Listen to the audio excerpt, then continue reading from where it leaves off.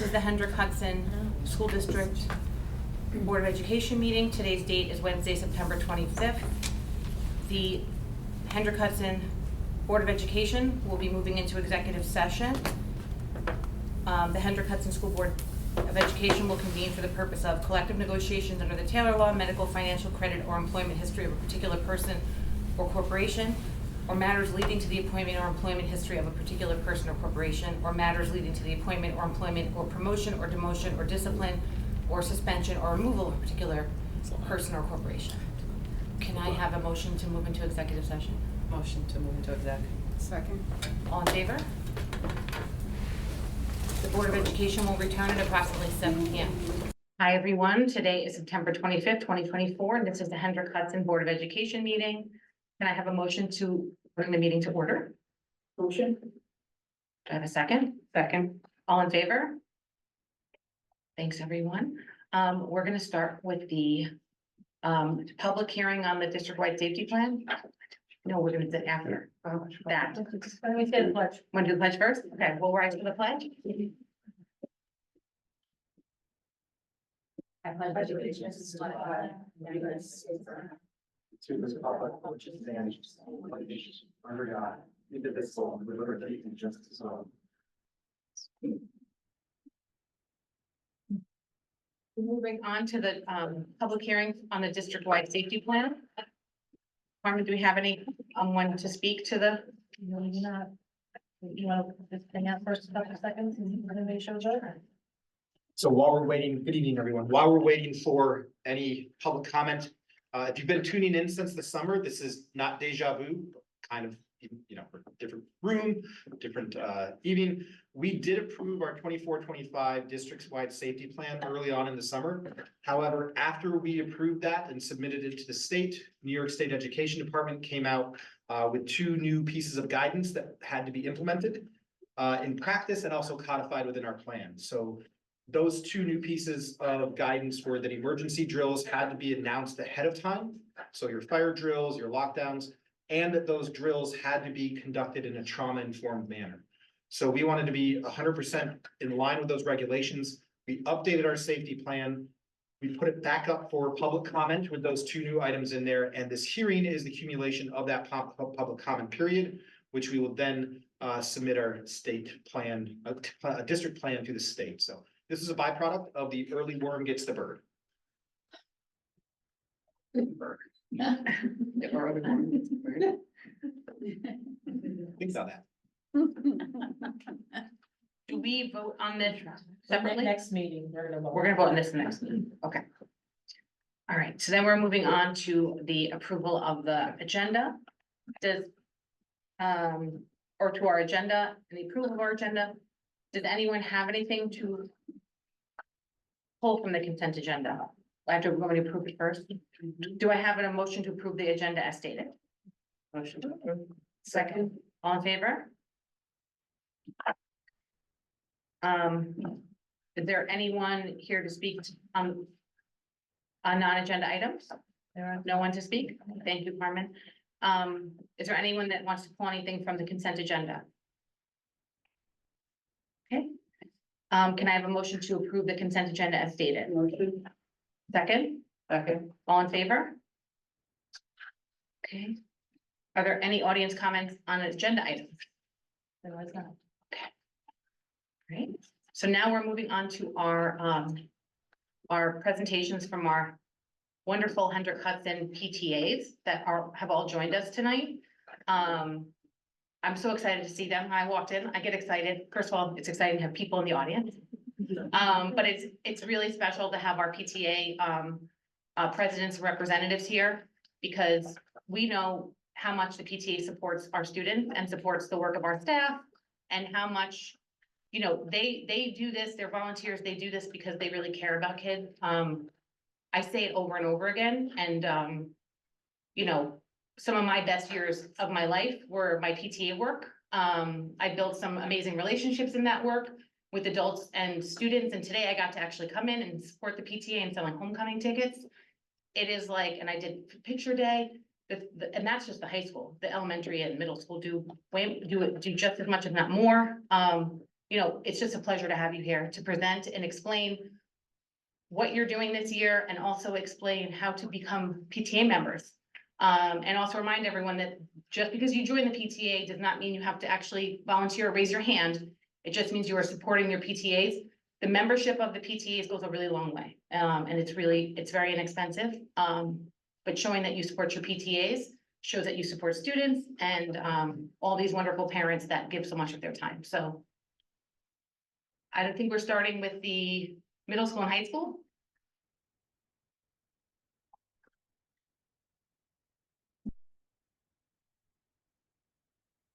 Good evening, everybody. My name is Rebecca Quigley. I'm the PTSA president at the Hendrick Hudson High School. It's a pleasure and a privilege to be back in front of the school board again for what will probably be my last time as I have a graduating senior this year. So we want to give you an update from the high school and the middle school because we do so much together. There's our executive board for this year. Greg, you can go to the next slide. For those of you that have heard my updates before, there's a lot of this that is status quo, but that's for a very good reason, because we've settled on some formulas at the high school that are really working. Our winter carnival right before the February break and the Cinco de Mayo celebration in May before AP exams are having explosive attendance. So we're not reinventing the wheel. So you're going to see a lot of stuff on our slides that we've done in the past. Again, our priority is to have events where all of the students can attend for a little or no cost without having to rely on transportation. And we're also going to be continuing all of our publicity for all of the student-run events that happen at the school, because I think if you're a student, you're following some of your student-run Instagram pages, but we have a larger audience, so we always piggyback and echo what they're doing so that everybody gets the word out. And we're going to continue to work with the staff and the guidance office for all the student-centered programming. And we are also going to continue our fundraising efforts. We have instituted a couple of new events. Last year, we did a $250 challenge in January where we asked people to contribute to their student's grade. And when we hit $250, we gave half of it back to that grade because the kids are having a hard time fundraising, especially grades that are still coming out of the pandemic. So that fundraiser was very successful for us. We also ran a flamingo flock fundraiser in the spring. I'm sure a lot of you saw the pink flocks around town. That was a huge success, actually partially due to our president, Erica Mills. So thank you for your work there. And we're going to be running that again this year. And then the other priority for us this year is to make sure that we have parent involvement. And I speak from a personal aspect here. The high school students, I think there's a perception in town and just in general that when you get to high school, you're not needed at the school and the kids don't need volunteers. Well, that couldn't be farther from the truth. And I would argue that our high school students need parents in the building as much as our elementary students. We have seen such a response to the programs that we've instigated at the high school. The kids need us and the kids love what we're doing. So I encourage everybody to get involved. And as Erica said, you don't have to do anything. You don't have to volunteer for the PTA at all. As long as you want to join our membership, that's awesome. But if you do want to get involved, I promise you, your kids won't turn you away. So it's really, really incredible, the response that we're getting at the high school. Okay. So as I said, a lot of our events are going to carry over from last year. We've already been at the ice cream social for the 9th grade students. We have a huge weekend planned this weekend for homecoming, or as the high school kids call it in their slang, HOCO. And my kids are going to cringe that I said that. But we have a ton of events. We already had our color run last weekend where we had a great attendance, and especially thank you to our elementary and middle school students for joining us that day. Friday night is the big game. There's a Hall of Fame induction ceremony at 5 o'clock. The game versus Irvington is 6 o'clock. We have our dance on Saturday night, this is our 3rd year running it. And it's for Hen Hut High School students only.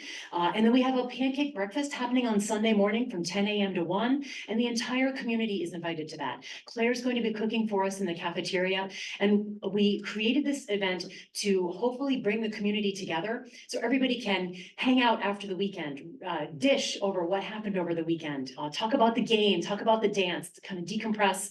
And we have an iced coffee bar for everybody, so we hope you'll all join us. You're all cordially invited. Our fundraising efforts for this year are largely the same. They're listed there on the slide. And again, we're going to continue with all of our bilingual communications. And also, like I said, incredibly important, recruiting new parents, especially freshman and sophomore parents, welcoming them into the fold and encouraging more volunteering at the high school level. As far as the school board support and advocacy, I think my requests are largely the same as previous years. We are so grateful for this seat at your table annually. We're really, really appreciative. And we love giving these updates, and we're so grateful for your time and your attention. I also just want to put in a last minute plea one more time. Can we please automate the school board building use forms? Please, can we automate them so that they're not having to be filled out in duplicate, especially for the PTAs when we host so many events. It's really, really difficult to get all the forms. They're paper forms, and I would love, love, love if we could figure out some sort of automated system. So that's my annual plea for changing the BOE building use forms. Great. Okay, and I'm going to turn the microphone over to Myra Sullivan, the new president of the PTA at the middle school. Thank you, Rebecca. So I'm Myra Sullivan. As Rebecca said, I'm the president of the Blue Mountain Middle School. And I'm going to keep on some new things as Janine and the previous board did in the past. We are continuing the communication with the parents. But this year we have decided to do a parent liaison to help bring in more parents and more parent volunteers within the school. We would like to continue more support with the principal and the faculty. And one of the things that the parents would like to do this year and with the board is bring in a monthly staff and supporting the staff with bringing them either treats or just trying to help the staff in supporting their needs. And sometimes it just might be a little thing that's bringing them a monthly treat in their faculty room. We would like to bring more communication to the families and what we're doing to help advocate for their children and for the students this year. And we have been working closely with Mr. Giovanazzi and working on the schedule throughout the year. We've been doing some events. We already started with meeting the principal and doing a social event with the 6th graders. We have started one of the big fundraisers is we doing the proud parent of the sailors that we have been selling at our Meet the Teacher, and we thank the elementary PTA that allow us to sell them at their Meet the Teacher this week. We are bringing back the basketball March Madness. We are also going to want to do the December trip No, I'm coming back. Corby, what did we do last year? The December. The holiday. The holiday, yes. The holiday boutique that we did last year. It was Barnes and Nobles. Sarah. No, we're not doing Panera this year. We're switching it up this year to a different restaurant and Buff City. We're also going to do a spirit wear alongside with the high school. We are going to bring back the first aid kits, and we are doing the election bake sale again. And this year, we want to do a parent night out. We are doing, again, we're trying to just switch a little things up, but not too much, just to try to bring in more fundraising to do more activities for our students. Next. We're going to continue the Ask a 9th Grader panel. We want to do the used book sale again with the high school. And we are working alongside again with the SEPTA and the advocacy to do some reports. And we just ask if you can also not forget to join the middle school PTA. And again, you do not need to put in much work. You can help and contribute as little and as much as you would like. Thank you.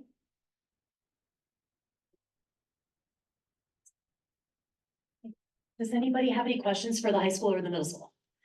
Can you provide the information for how to join, like, where should parents be going to join your PTAs?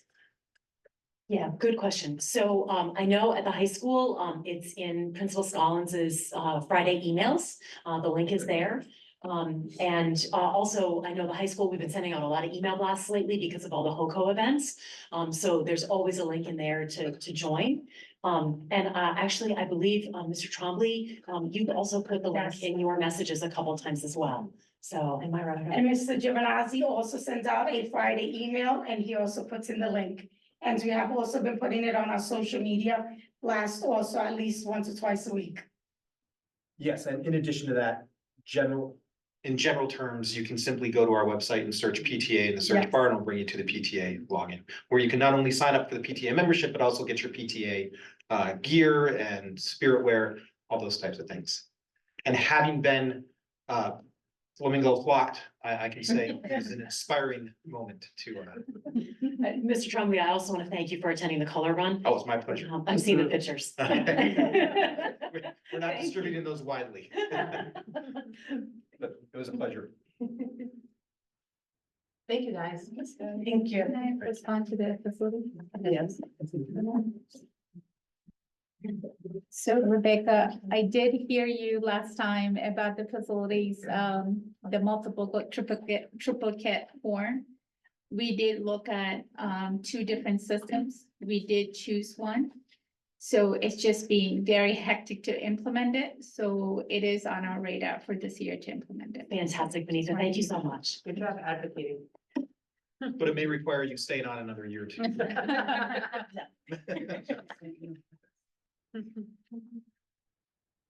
I think we're gonna go with the elementary PTA next. And I'm gonna ask my EC members, if you guys can come up with me, please. All of you. So while they're making their way up front, thank you, Board of Ed, for allowing us the space and the opportunity to present. My name is Tanitra Watson. I'm one of the co-presidents of the elementary school PTA. I'm gonna let my colleagues behind me have the floor and introduce themselves as well. I'm Rayola Cheladrai, one of the co-VPs at BB. And I'm Martha Marrero, I'm also co-VP, you can like. And I'm Jess Burback, and I'm one of the co-VPs at Frenchie Lindsay. Thank you guys.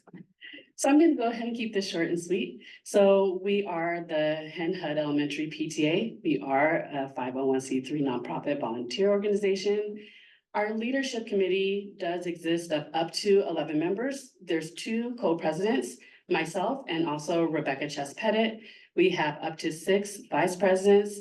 We have Jess Burback, Rayola Cheladrai, Martha Marrero, Katie Riley Stromer, Shirley Soto, and we also just finished up our special election. So now in the VP role, we have Nepali Dooley. We have up to 2 secretaries, Jenny Rivera, and we also have Heath Wolfield. And then we have 1 treasurer, Romeo Senjen. And we support all 3 elementary schools, which is making its way upwards of close to 1,000 students. Next slide.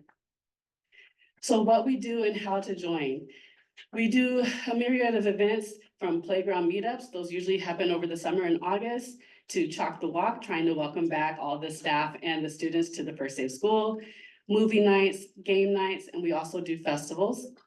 As far as fundraisers, so we try to do a number of fundraisers throughout the school year. Some of the fundraisers that we've done consistently consist of the school toolbox, which actually started early this summer, where it's an opportunity for families to basically have a one-stop shop in purchasing school supplies. So we do get some of those proceeds as a fundraiser back to us. Also with school photos and school picture day. So this was something new that I learned when I first came on and started joining the PTA a few years ago, is that I did not realize that school pictures were actually a fundraiser that was supported and run by the PTA.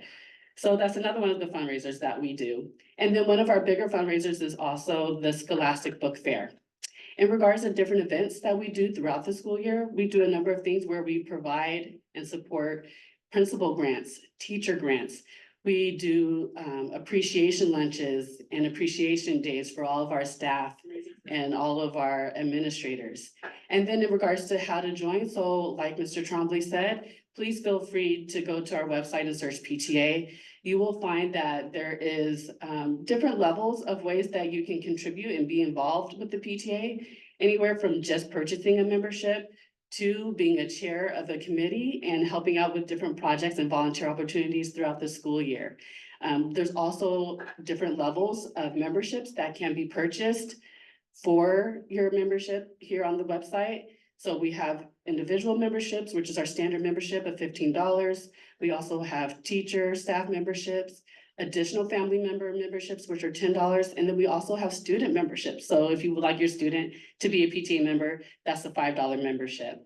That's a great way for anyone to get involved and get started with trying to participate in the PTA. We want to do all that we can to increase the numbers of our membership. I think as of yesterday, the last time I checked, we had 220 members who had joined the PTA. Our goal is to make it to that 310 mark, so we're almost there. Allowing us to meet that goal really opens up some doors for us in regards to the state PTA and be recognized in different ways, so help us reach that goal. Is there anything that you guys would like to say and contribute? Okay, are there any questions from the board? Yes. Do you still have people are you still looking for people to join different committees on the PTA? Yes, we are. So we will be sending out email blasts asking for individuals to volunteer. We have a number of committees. We have dance and social events committees. We have yearbook committees. We have fairs and festivals. We have beautification. Pretty much anything that you guys can think of, there's a committee for it. And if not, we definitely encourage you to come and start that committee. More is more where the PTA is concerned. More is more. Any other questions? Great. Thank you guys so much. Thank you. Thank you.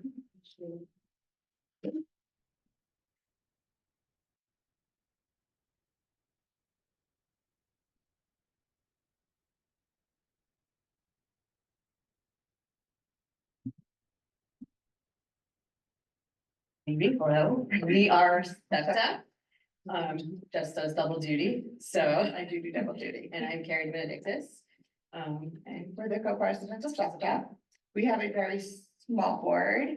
It's me, Carrie, as your co-presidents. Our VP is Christina Chacky. Our treasurer is Nancy Villanova, and our secretary is Emily Pedersen. That is our email out there, we did on the left side, just, and for everybody, just take note of it, if you have any questions about, what we do, or if you're having any problems with your students, definitely email us, and we often have Answers. Yeah. And if we don't have the answer, we can point you to the person who does have the answer.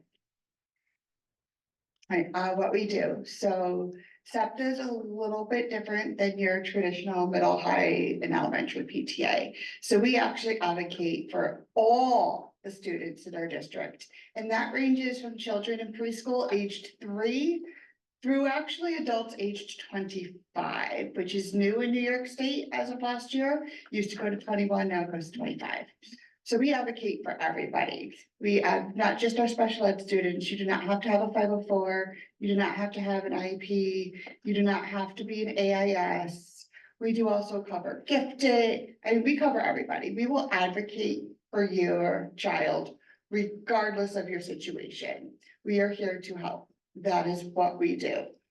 We support and fund activities and grants for our special education programs and our special education classes throughout all 5 buildings of the district. We are really working very hard, especially this year, to make a lot of our meetings where it is guest speakers. We want to do as much as we can to educate our parents and make sure everything we do is informational. This is what we're here for. And again, our meetings are not always special And education, related. targeted. So a lot of the speakers we have relate to everybody in the community. Fundraising.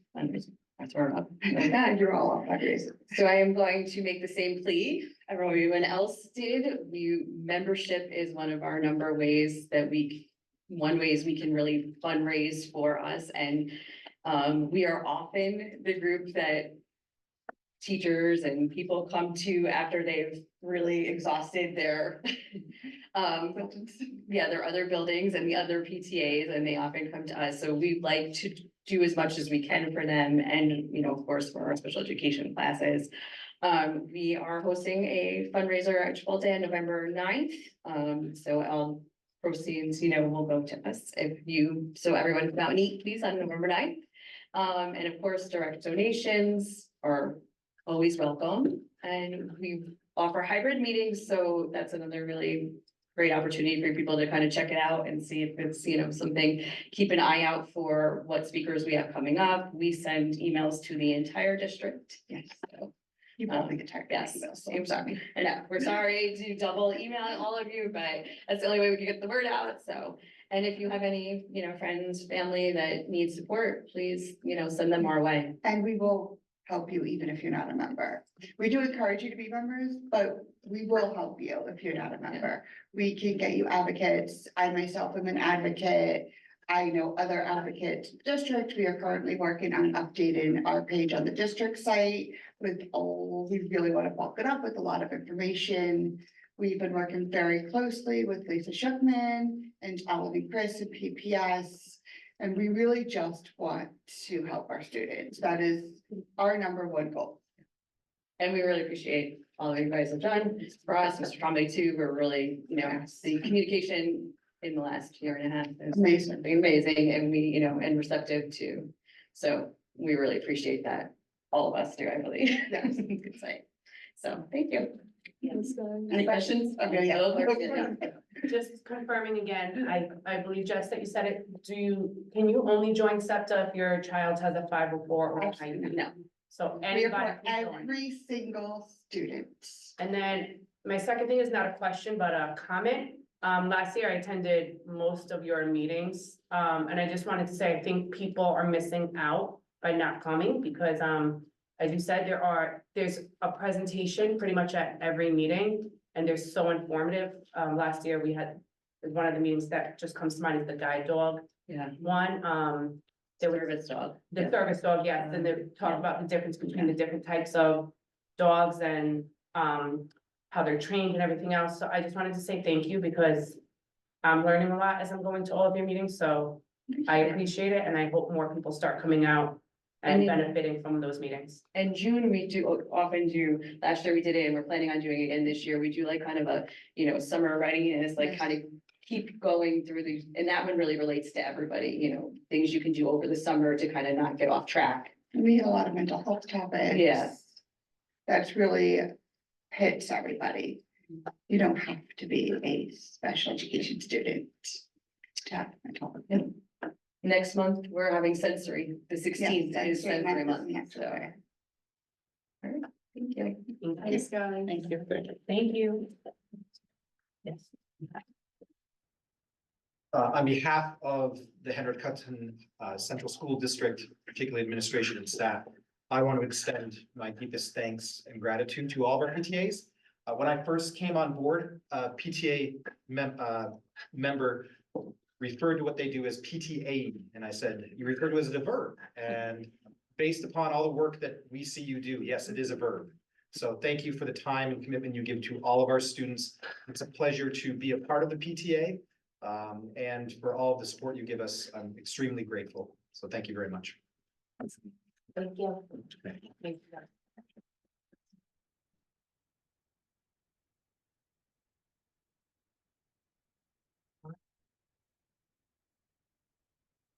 All right, the next is we're gonna have a discussion about the NYSBA, New York State School Board Association 2024 proposed resolution.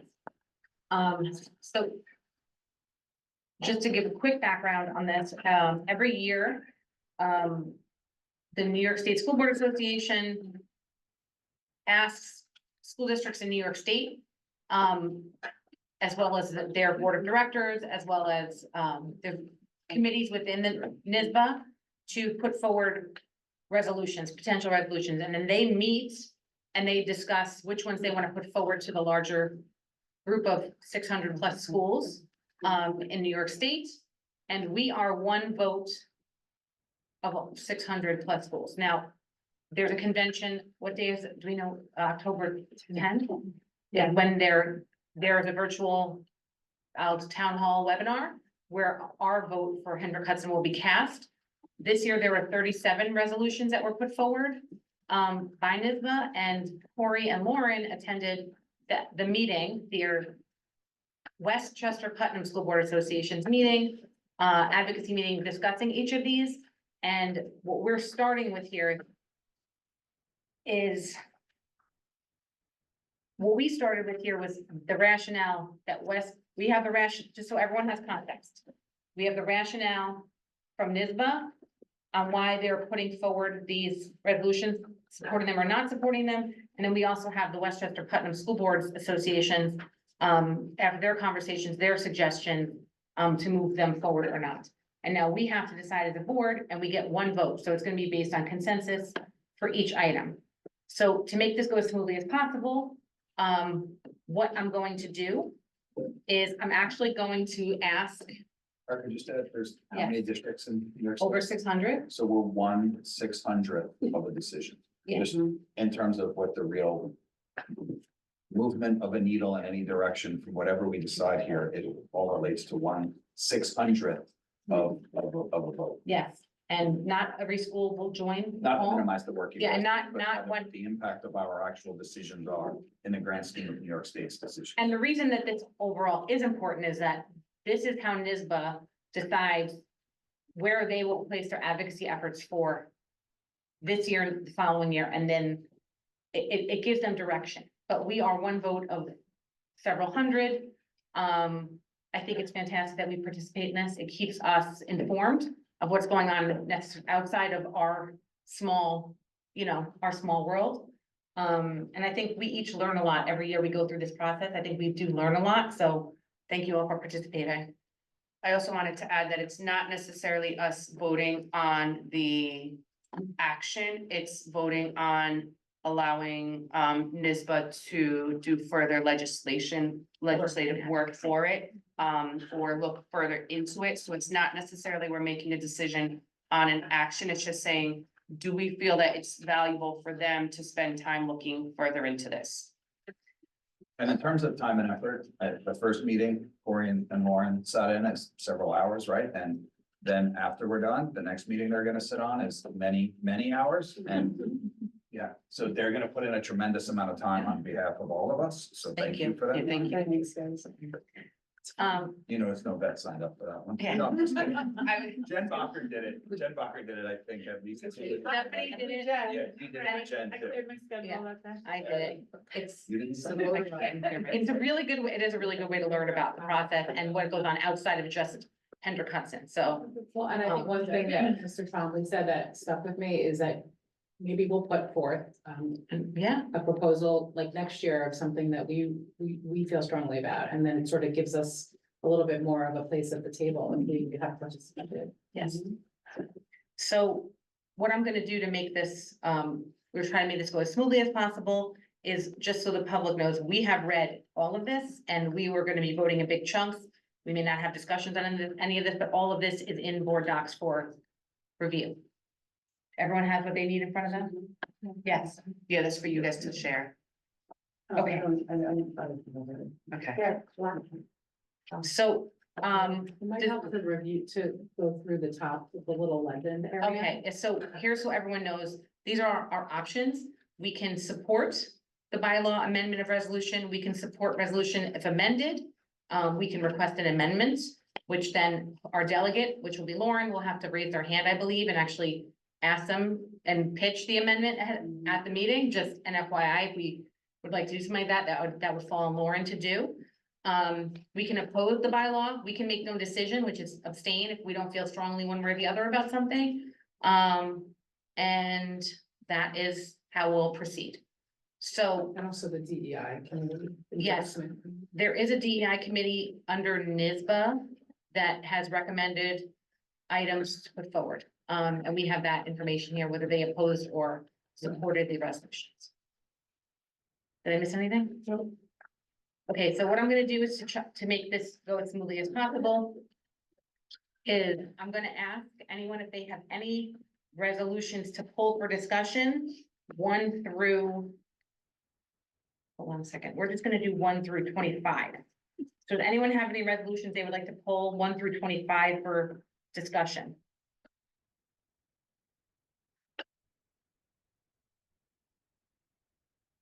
Anything? No. Well, Number 4. aren't we, You, I'm a little confused here. Here comes my confusion. yes, So I thought you were gonna go through, you're gonna say one, and are we all gonna say? we support? we can do it that way, or we can do it like that. I will and if there's any that we wanna. I don't wanna go through every one and say support, oppose, it's gonna take us forever. So Okay, so the then- easier way to do this was Go to right to the pull, ones that people want to talk. yes, let's pull what we wanna discuss. Okay, I have a question about 3. Of course, so we're gonna, so 3, we're gonna hold on, I'm writing, taking notes, 3, we're gonna hold on. Yeah. Anything else anyone wants to discuss? You were good on 4. I'm good on 4 because we're just going with the opposite, we don't have to talk, we're gonna. Right. Um, 10, 10 was one we had said we were gonna pull. I thought we were doing 13, This is my notes. and then 25.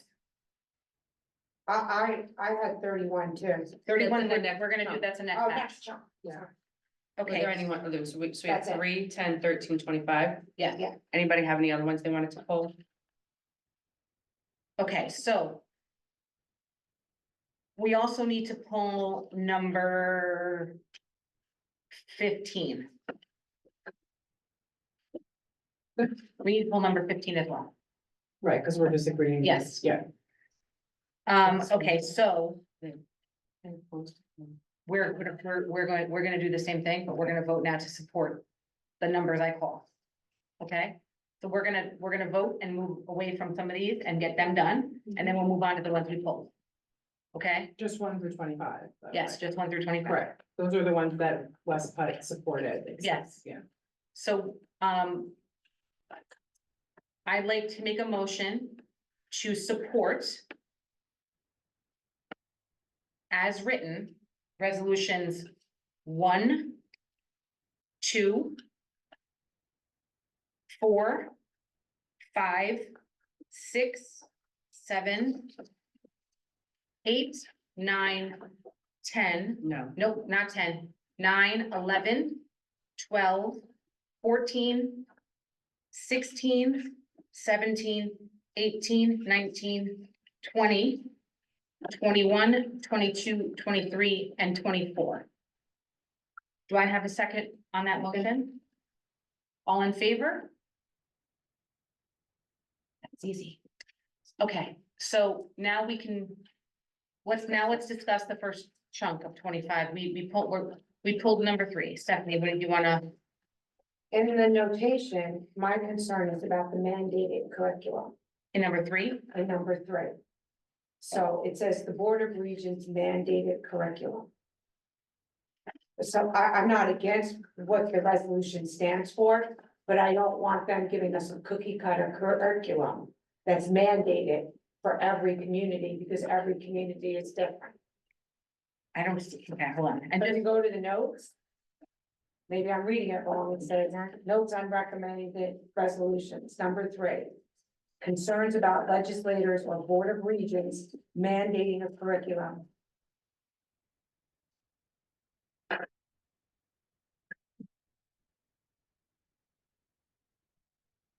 I mean, it's over 600 school districts I know. mandating a one size fits all cookie cutter curriculum. I don't see where it says mandated in this, in number 3. It's on the note. It's in there. No, they're just saying, they're not saying they are mandating, they're just saying there's concerns. Oh, that that that would would happen. Yes, NISBA has concerns, Westchester Putnam has concerns. but nowhere did it say that they are definitely mandating a curriculum. They're just, I guess they're gonna give backlash if they are trying to. Okay, so here, then we're supporting. Maybe we should, I'm gonna give backstory on this one. This is one that's sunsetting, which means they put it forward, I think, 3 years ago. And they're asking to extend it for further work. The way that I read this is 2020 or 2021, New York State School Board Association, recommended that each school create a DEI policy. It's not mandated, it's not required, it's recommended. We did that. That was one of the first things we did when we got, through this year, right? And it also aligned with our strategic plan. So when I read this myself, I read it as, wow, this is basically our policy, right? I didn't read the mandate piece, but I think that in the conversation that Corey and Lauren were on a Monday, it sounds like there were concerns around it being, they sounded like it sounds like they supported it, but they don't want to see mandated curriculum, right? Yeah, That's because the concern. they're saying they were okay with it because it says encouraging school boards, not the Board of Regents. So it's, So it's why they supported it, even that was the oh, conversation. it's the reverse of what she's, Right, so like they highlighted school boards, that this is take a leadership role in encouraging school boards to not Board of Regents and whatever the other one was, it is confusing. I agree with you. a lot of them are not worded very. This resolution in and of itself, to me, is basically reads just like our own Yeah, DEI yeah, I policy. Yeah, I do too. That's Yeah. why I don't want them coming in and Yeah. saying something different. So just to clarify. WSBA's, so the Westchester Putnam School Boards, worksheet that you have before you is a summary of what they discussed at their meeting. All the people that called in, a Correct. summary of what, so they basically, a lot of people said different things, but then this says, but resolution targeted at school boards, Right. not boards of region or legislature. So they're basically supporting the Right. NISBA work to encourage school boards to move forward with those actions. Okay. Which is work we've been doing. Correct. I saw that mandate. Yeah. I said, what? So I'm assuming based upon the note, the discussion that occurred around resolution 3 of NISBA's. Delegates expressed concerns about mandating curriculum. Similar to what you're saying. Yeah, it should be in full sentences here. Yeah. Should, I think that would have. you're supporting this one, yes. Okay, I'm good. Okay, I would like to, we can go around the room and vote on this. Can we make a motion? Do we have to go around the room and vote, or can we just ask? Make a motion. I'd like to make a motion to support, sunsetting resolution number 3. Second. All in favor? Okay. Number 10 is NISBA support hybrid electric buses as an alternative option to the New York State 100% zero emission electric school bus or ESB fleet mandate by 2035. So I read this as, right now, in 2035, every school in New York State is supposed to have all electric school buses. They're asking, the Ontario School Board is asking that they support the use of hybrid electric buses as an alternative option. Instead of mandating all electric. That's how I read this. So that they have the Yeah. option to also get other ones instead of, Just in case they. just as an alternative option. Those things are expensive, so it's. They're extremely Yeah. expensive. And then you're not I read- relying I on- read it because hybrid, because the electric buses that were strictly electric had issues. Yes, some have it. Yeah. Correct, the. So that's why they want to NISBA give another stance is advocating for the addition of the hybrid technology along with electronic, because the hybrid technology is more developed. I Okay, support so it. Can I say if, because I'm not sure if if I'm thinking clearly about this. In supporting this, because even this is an expensive mandate, an extremely expensive mandate, because we don't have the infrastructure.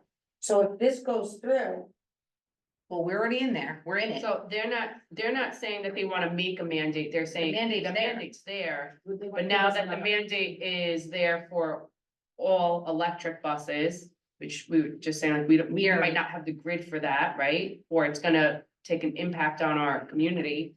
They're saying since that mandate is here, a lot of communities are gonna be in that same boat.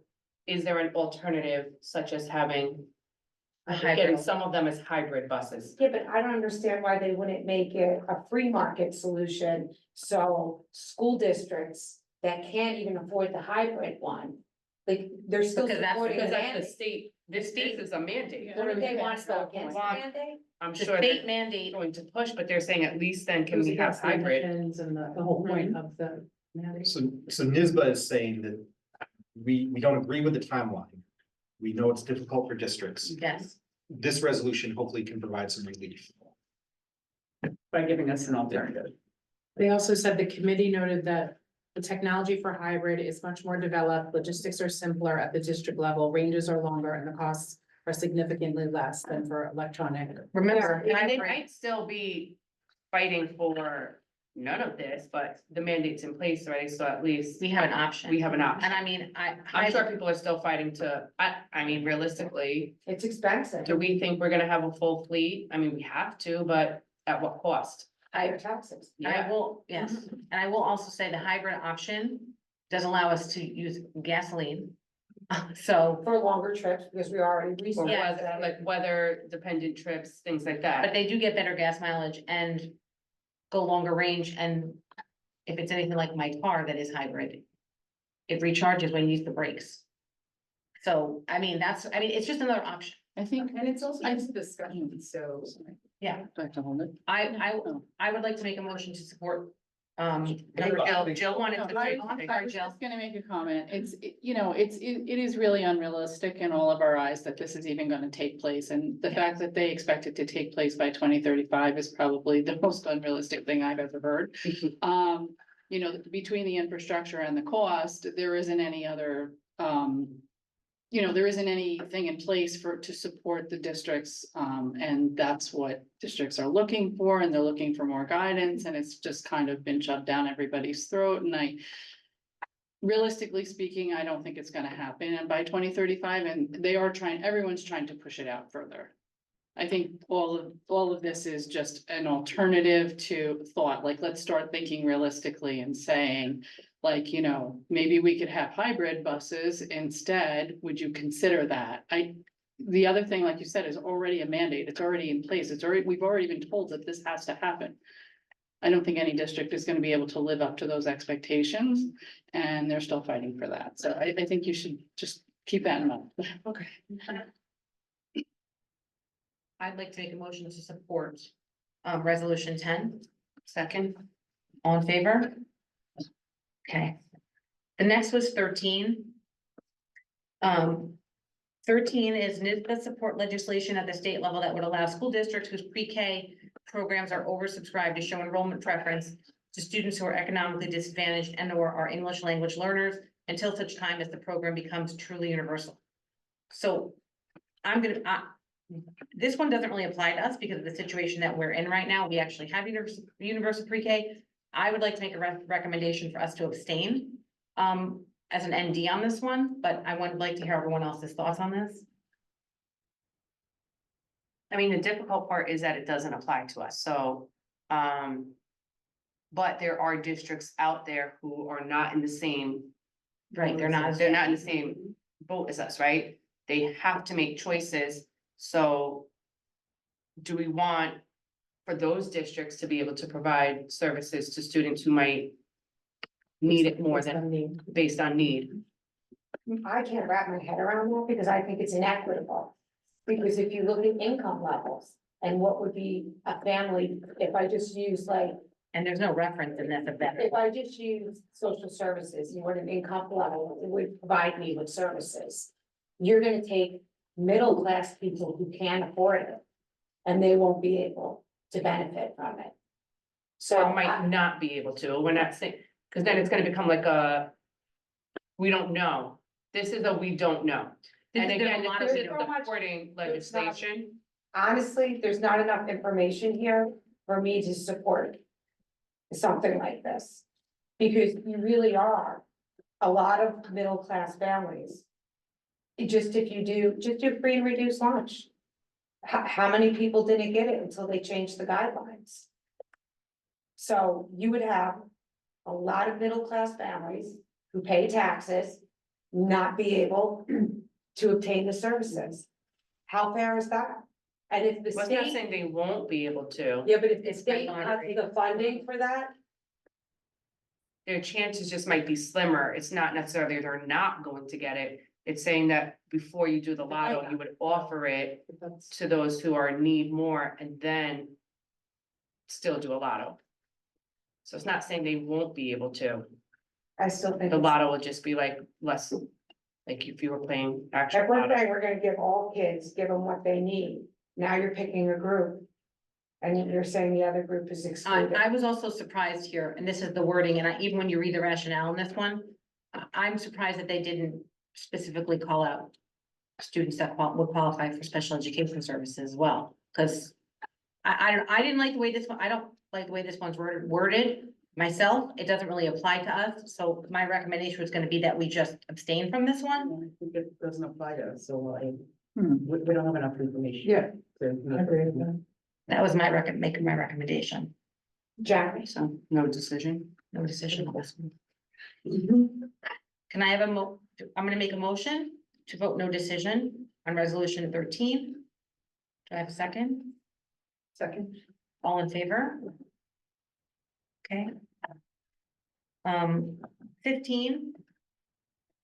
So 15 is NYSBA shall advocate for the New York State Swims Initiative to be extended and expanded to include additional enhanced and targeted state funding specifically dedicated to constructing pools in K-12 schools and for increased aid for operating maintenance and staffing costs associated with these facilities. This enhanced funding should be built into the building aid formulas to promote equitable and year-round access to swimming instruction for all students. So Westchester School Board Association voted to, decided together that they would, oppose this. I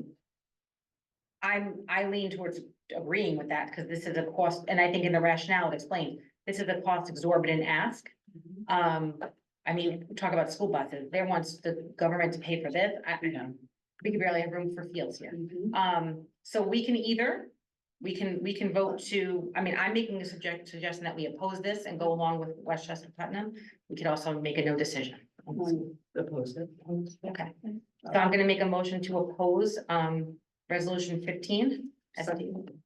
All in favor? Okay, and now we're going to 25.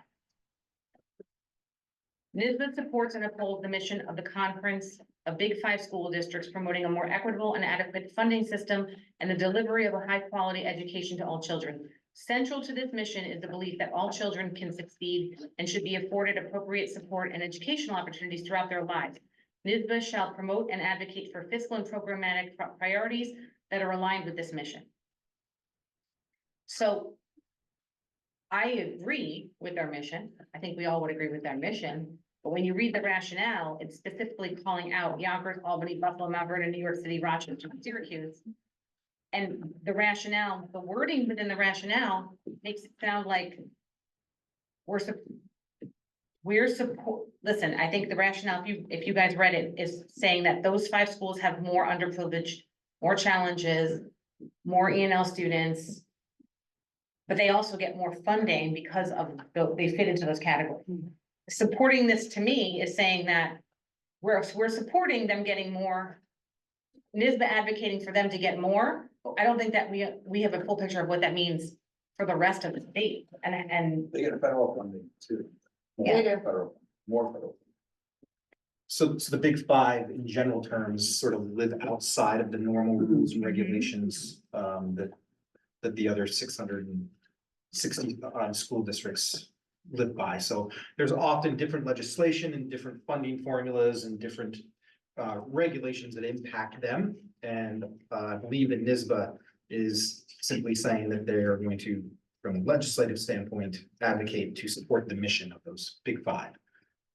I see, so I was reading into it that they were supporting them getting more foundation aid. it's the way that, because it's the way That that, they're trying to redo the foundation aid formula. that's the way that this reads to So me. I was like, whoa, because we all know when they were redoing the formula this year, a lot of school districts lost out. So I'm not supporting that. If that means they redo that formula and the other 600 and something school districts lose money. Because we lost a huge chunk of money with the closure of Indian Point. And in the rationale, it says the big 5 large city school districts are heavily reliant on state funds and have no ability to raise local revenue, given their fiscal dependency. And Albany, Mount Vernon, and Utica are limited by the tax cap imposed upon school funding systems and the proliferation of charter schools. This one, I don't know. I feel like the way that this reads to me, I don't think we should actually oppose. I think we should do a no decision on this one, because I feel like the wording is not clear, is my feeling. I'm fine. You're different? Indifferent. Yeah. Yeah. You are different too. Yeah, you are different. I just. Very different. I wish it was written. I think about it like if they get more money, then, you know, the foundation aid changes, like the formula, Yeah. then maybe we get more money. Maybe, it doesn't read that way Maybe. though. There's one pot. That funding is one pot of money. So when you redo that funding, you're spreading it around differently. Yeah, but if they get more support aid, if they get more aid that funnels to their school, it has to be more for the rest of us too, right? Mhm. No, no. Where are you getting it? No, I'm just saying, like, if they're not, this is not like set in stone, it's us just saying we support them advocating for it, right? So, Well, if they're getting more, it's coming from somewhere else, that means someone else gets less. okay, I mean, if that's how we're gonna, I wished it was more clear. That's yeah, why it's I don't not, oppose it's, it. there's not enough information. Yeah, I don't oppose it. That's what I think. Yeah. Yeah, I don't really oppose it. I just don't really think it's clear. And that's why I think a no decision is the right way to go on it. I just wish there was more information attached to it. I'm fine with that. Yeah. So I'd like to make a motion to, vote no decision, for resolution 25. Second. All in favor? Okay, that was easy. The next batch is, resolutions 26 through 37, which Westchester Putnam School Board Association's advocacy team and meeting, recommended to oppose, resolutions 26 through 37. Does anyone have any ones they'd like to pull to discuss from 26 through 37 before we move forward with also opposing them? The thing that's confusing here is the double negative. It's very confusing language. It's like we're opposing them, opposing it, and then, Yes, so are we supporting it then? Like, No, we're saying we agreed to oppose. we agree to oppose. We will vote to oppose on from 26 to 37 unless there's one that we'd like to pull. Personally, I'd like to pull 31 and suggested I would like to pull 31. So, discussion? yes, Okay. I mean, they oppose it, so what? you're gonna hear, I'm gonna tell you the rationale, and hearing from all talking to everyone, I think we should just quickly glance over it and move forward. But 26, so I'm gonna make a motion to oppose resolutions 26, 27, 28, 29, 30, 32, 33, 34, 35, 36, and 37. Do I have a second? Second. All in favor? Okay, so 31 is NYSBA shall oppose any legislation or NYSID regulation mandating comprehensive K-12 gender and sexuality education. I'm gonna start. This is so confusing to me. The way that this was written in the rationale was confusing to me. I don't not support K-12 gender and sexuality education. I actually agree it should be a local. I feel like it should be a local. It shouldn't be mandated. So I agree with this, but I don't think we should have vote to agree with it. I'm gonna recommend voting a no decision because in the rationale, it is really, there's not enough information within this rationale or the explanation for me to feel comfortable voting to support it or oppose it. That's me personally. But they're opposing the mandated comprehensive. They're not? Shall It's oppose so any- confusing. They're opposing any legislation So- or NICID regulation mandating comprehensive K through 12 gender. Mandating. 31 Right. says NYSBA will Opposing the mandate. oppose any legislation on mandating it. They're opposing that, so they're opposing the opposition to cancel it out. Because they agree with what you said, it should be up to the school, individual schools. So those school districts listed there, School District Board of Education, asked NYSBA to oppose any of that legislation, and NYSBA is opposing that. They're opposing the opposed. Yes. So so Westchester School Board Association, Wants it. but opposing this doesn't mean they want it. No. This is what I was just saying about the double negative. This is what the meeting was. That's why I Half the would, people were confused. this one here, Aren't they opposing it? this Yeah. one here, Well, then not to, support it. not to Yeah. get into a whole conversation, I read this 16 times, confuses the living out of me. I think we should just ND it, make an ND on this one. No decision. That's fine. That's fine. That's fine. That's what's up. And- We're good on and that. I don't even want My brain hurts. Okay? I was like, they were Okay. opposing the mandate, I don't know. But it's Yeah, not, I was like, that's good. but they're not. Okay, no decision, make the motion. I'm gonna make a motion to have no decision on resolution 31. Second. All in favor? That was beautiful. Thank you all. Thank you for being prepared. Thank you guys for going to that meeting. And thank you for that. Yeah, Very that good. Oh. Thank you for going to the next meeting. I've done that one before, it's not fun. Do you get, no, you're good? No, it's clear on what you're voting? Yeah, so when I got on the call, this is literally. That's your, yeah. Yeah, Mhm. That's your guys' sheet. And the tricky part is, Charge it. so just another thing for everyone to know, and our newbies here, because I did sit on this call a few years ago. Won't be 8 hours. It's really interesting, and I'm hoping they change the format for you. They can make an argument from the floor.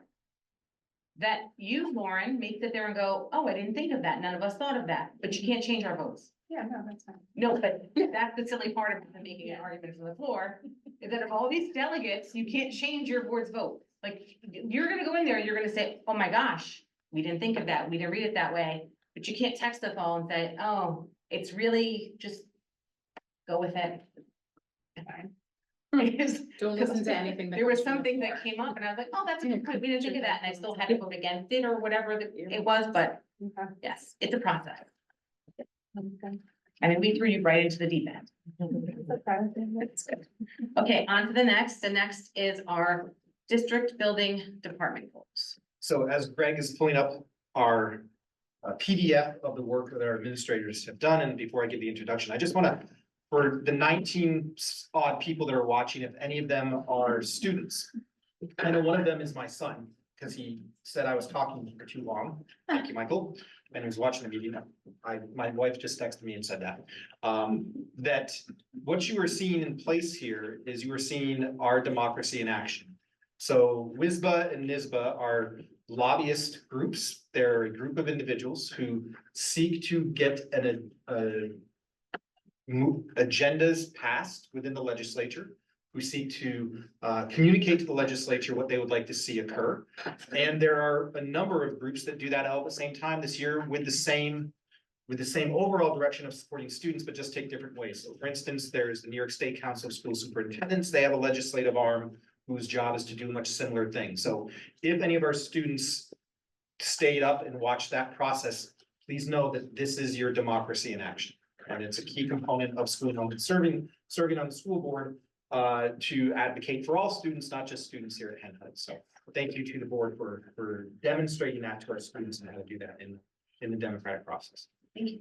So as Greg has pulled up our building departmental and district goals, I want to frame this out when we last left you in June, we did a reflection on the district goals and the progress made towards those goals.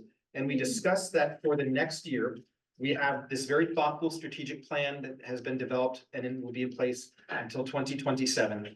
And that we wanted to focus our efforts on addressing those shared upon values and goals. So what we as the administrative team this year did over our administrative retreat in July is that we took the two themes of well-rounded learners and community cohesion within our strategic plan. We looked at the 4 pillars per each of those themes of student engagement, real-world experiences, and clear and targeted communications, and shared decision-making, knowing that each of those pillars have 3 initiatives, and there's numerous action items per initiative. We had our district building and departmental administrators identify 3 to 4 goals for their year, all coming to the understanding that one of those goals would be focused on student engagement, particularly around the MTSS process. So in general terms, we took a lot of time and thoughtful energy to, in our building departments and district-wide organizations, take a look at what we wanted to do and align those to the action items that come out of our strategic plan.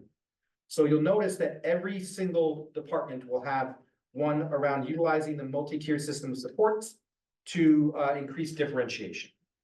That's one that we agreed upon, that every building, even if you're in transportation, you'll work to support. That may look different in how you look to support it, but that's the time that our administrators took to delineate that.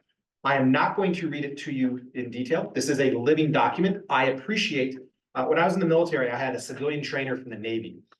And part of what we do in the military was document the periodic maintenance we did on any of our communication systems. And one time I came back and I was the team leader and I came back with a perfectly clean checklist, this paper. And the Navy, the civilian who was a former Master Chief in the Navy, lost his mind on me, started throwing things around and said, he didn't believe me that I did the work. And what he was trying to say is, it looks too clean on that piece of paper to have done any hard work on the system. So you may see, so what I did the next time I went out was I threw it in the dirt and I rumpled it up and I made it back. What I mean by that boring story to you is that this is a working document. It may not look pretty. We'll get it pretty by the end of the year, but it is actually, we're asking our administrators to go in there and update their timeline, their action items. So please, if you see, this will be on the website. If you see typos, we always strive to get rid of those, but this is a living, breathing document. So you can see the progress. So you may notice that we also have our transportation and our facilities department did not update their goals yet. We wanted them to focus on some pretty major initiatives they had over the summer, such as the elementary move and the transition to a new configuration in our transportation department. So they will be updating those as we have our monthly administrative team meetings. I'm not going to insult you by reading these to you, but I did want to yield to any questions, comments, concerns you may have about them or the process.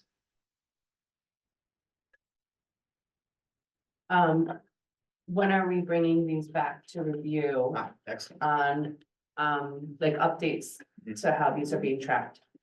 Excellent question. I have to pull up one document. There's multiple times. So what we will do as an administrative team is we'll take some time through many of our administrative team meetings to connect again and say, where's the progress? What do you see? What are some action items that have come out of it? But in general terms, we anticipate providing on December 17th, an update towards progress, an update on our progress towards these goals. Additionally, we look to provide an update for you on June 18th. So 2 more times this year.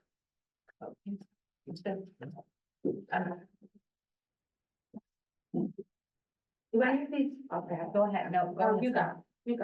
I think this is wonderful. I especially like that we have every department covered, because I think that's so important, because every department, we didn't have every department makes up the Hendrick Hudson School District, and it's critical to make sure that we're all in line. I think that's fantastic. I think it's important to note that where are our student achievement and success, how does that tie into this? Our goals of having our students, Yes, so that's always on the forefront. yes, And where is that reflected? so we took the belief that our strategic plan, particularly around its 2 pillars, one of those was student engagement. We have a belief that engagement has a direct correlation to student success and positive outcomes as an approach to our paradigm of education. So whenever you see us working on real world skills and student engagement, I would say that is where you see clear alignment to the belief that we want to improve student outcomes.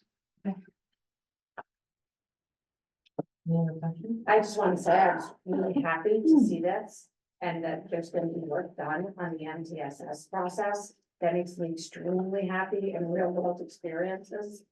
So I can't wait to see how it develops and what it looks like at the end of June. Well, thank you for that feedback. I have to say that the team of administrators really spent thoughtful time together to unpack the strategic plan. I think it was an exercise in learning more about the strategic plan, thinking about action items that they wanted to see and how they fit into the strategic plan so that we were cohesive and aligned and purposeful. But also on a tangible level, Dr. Ruller, Ms. Shookman, the principals, some of our teacher leaders, even dating back to the spring, have really spent time looking at how do we have clear understandings of what the MTSS process looks like? What are our clear protocols to put in place in September when we come back so that we can effectively make progress towards that goal. So thank you for their efforts. Or I want to thank them. And then my last question is, how will this look and feel and live on our website? And so people can view it outside of Board Docs. So I will place a link on one of our pages. I haven't decided where yet. That's going to be for tomorrow. I don't know if it's going to the strategic plan or if we can put a section on my page for goals, but it will live independent from Board Docs, and it will be, so again, it will be a living document, probably a Google slide show as it is right now, that will look messy, because you may even see updates coming in at 2 a.m. when we have our leaders think about when they did something towards the progress. I do think it's really important. I mean, I think that this being a living document is actually very special, and for the community to be able to see it moving and progress is huge. So that's good. Thank you. Okay, we are on to our next subject, which is our superintendent's update. Thank you, board, for your support of those district building and departmental goals. In terms of a superintendent report, as you may be aware of, we are nearing the centennial celebration of Hendrick Hudson High School. But we need your help, not just in volunteering for things that we decide on, but we want to begin preparations for this milestone. However, as a recovering social studies teacher, and I know I'm joined at the table by others, we're big on dates. And we have a question about dates. There seems to be some confusion on when the actual centennial should be. So we have evidence that we need to dig deeper into. Beth Gruber and I have frequent touch points, and she's doing a lot of the prep work on looking at what we can do for the centennial. As she was doing some of that work, she's diving into newspapers from that time period. But if any of our community is listening and can help correctly identify the date that is associated with the opening of this high school, we'd be greatly appreciative of that. And here's why. We took a look at yearbooks, and the oldest yearbook that we have here in the high school is from 1927. And in that yearbook, we found a quote that said from the senior class, quote, "We were the last class to hold graduation exercises in the old church and the first to graduate under the name of Hendrick Hudson High School." It's a class of 1927. Other evidence in the 1928 yearbook states, on the 25th day of April, 1928, the new high school that became so dear to us opened its doors to us. The new high school was dedicated on April 26, 1928. It was attended by a large audience. So we're going to do some digging on our own. And just as I was walking by here, I saw a cornerstone that said 1974 on the high school, but I don't. That's just a extension. Okay, so if anybody is listening of the 19 people that were there before, if you have anybody who might not, there's 12. And you can help us out. We welcome your input, and it's a great thing as a history teacher to try to do some of this work. So we want to get the date right. We know that some people have said it's 1926. But we'll continue to do that. So to be continued, but if you're able to help, please help us out. On a more serious note, I want to provide a brief update on our air quality monitoring of the Buchanan-Verplanck Elementary School. So we recently received a report from Langen Engineering, Environmental Survey and Landscaping Architecture and Geology firm, which I'll just refer to as Langen here and out. They completed, as you know, there's 2 components to this in order for us to access the $500,000 grant that the New York State Public Service Commission was going to give us to continue to monitor the air quality around the Buchanan-Verplanck Elementary School as the heavy demolition occurred from the decommissioning of the former Indian Point power plant.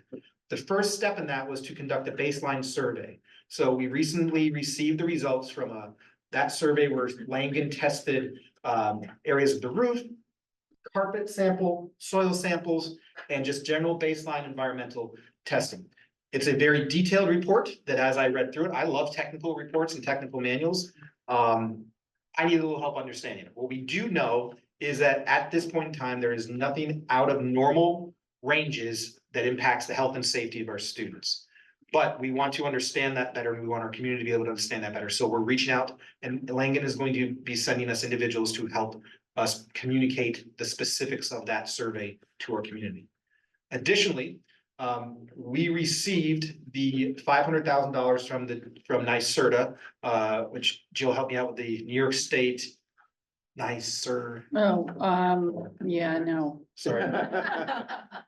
NYSERDA is New York State Energy and Research Development Authority. So that is the Right. administrative arm where we were able to receive that $500,000 in grant funding to purchase the monitoring equipment and the monitoring subscription or the license to have somebody assist us, a company assist us in monitoring that. I hate to interrupt you. Interrupt, because there's a lot. When heavy demo was delayed, do we know when yet? Would you like me to go into why it was delayed? No, I know, I think it's not the why isn't the part, it's because we don't wanna, I know that there was a part of this not starting with this too early, because they're not doing any demolition right now. Yes. The demolition is not set to start for 3 to 5 years is what I heard, but it may even be longer than Maybe that. longer, yes. So that is, yes, that was a concern of ours. So we've had frequent meetings with both the vendor of the monitoring equipment and the vendor who would be providing the monitoring service. And at our last meeting, we were very adamant in that dichotomy that we had to address, because we didn't want to purchase the monitoring service and then not have any demolition work. Oh, by the way, New York State Public Service Commission said the specific legislation to allow us to access that was for specifically during heavy demolition. So that was our stance, but the vendor had said, listen, this technology is pretty sensitive and we don't want the price to change of the equipment as years go on. So we don't want you to be without the full funding to purchase the equipment.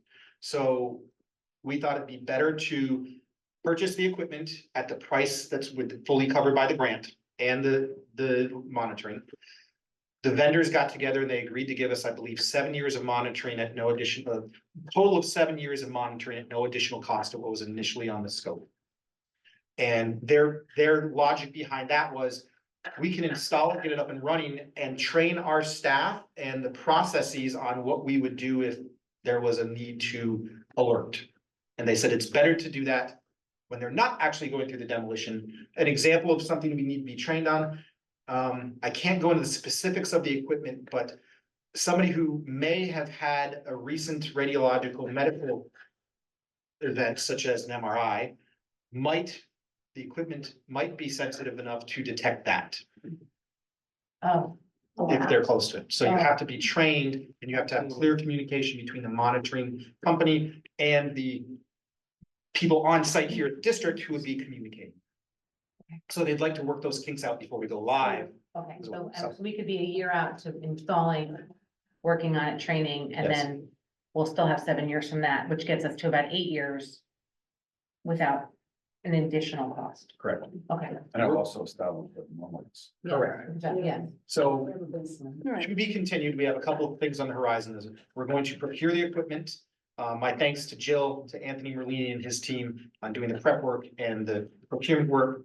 Also, we will be updating the statewide decommissioning board in the December meeting. Tune into that meeting to hear that excitement. And also, we want to make sure that we communicate to our public the results in plain language for our community to understand the results of that environmental survey. We have that. We have that, but we don't have the plain language. Okay. Anthony, Jill and I want to meet with Langen, go through, hear what it actually means. If I can explain it and it's Air Force proof, I can then explain it to the community. Okay. They put it in writing. Maybe we want to have an open meeting to have people come and have a conversation when that's all done. I think it's important to the community, so maybe we could do that. Just a suggestion. It would use a lot of nerves. Yeah. So that is the update on the air quality monitoring at BV. I will call it HOCO because I'm probably cool enough to do so, but no. Okay, all right. I'd like to see if WISDO will support a resolution on it.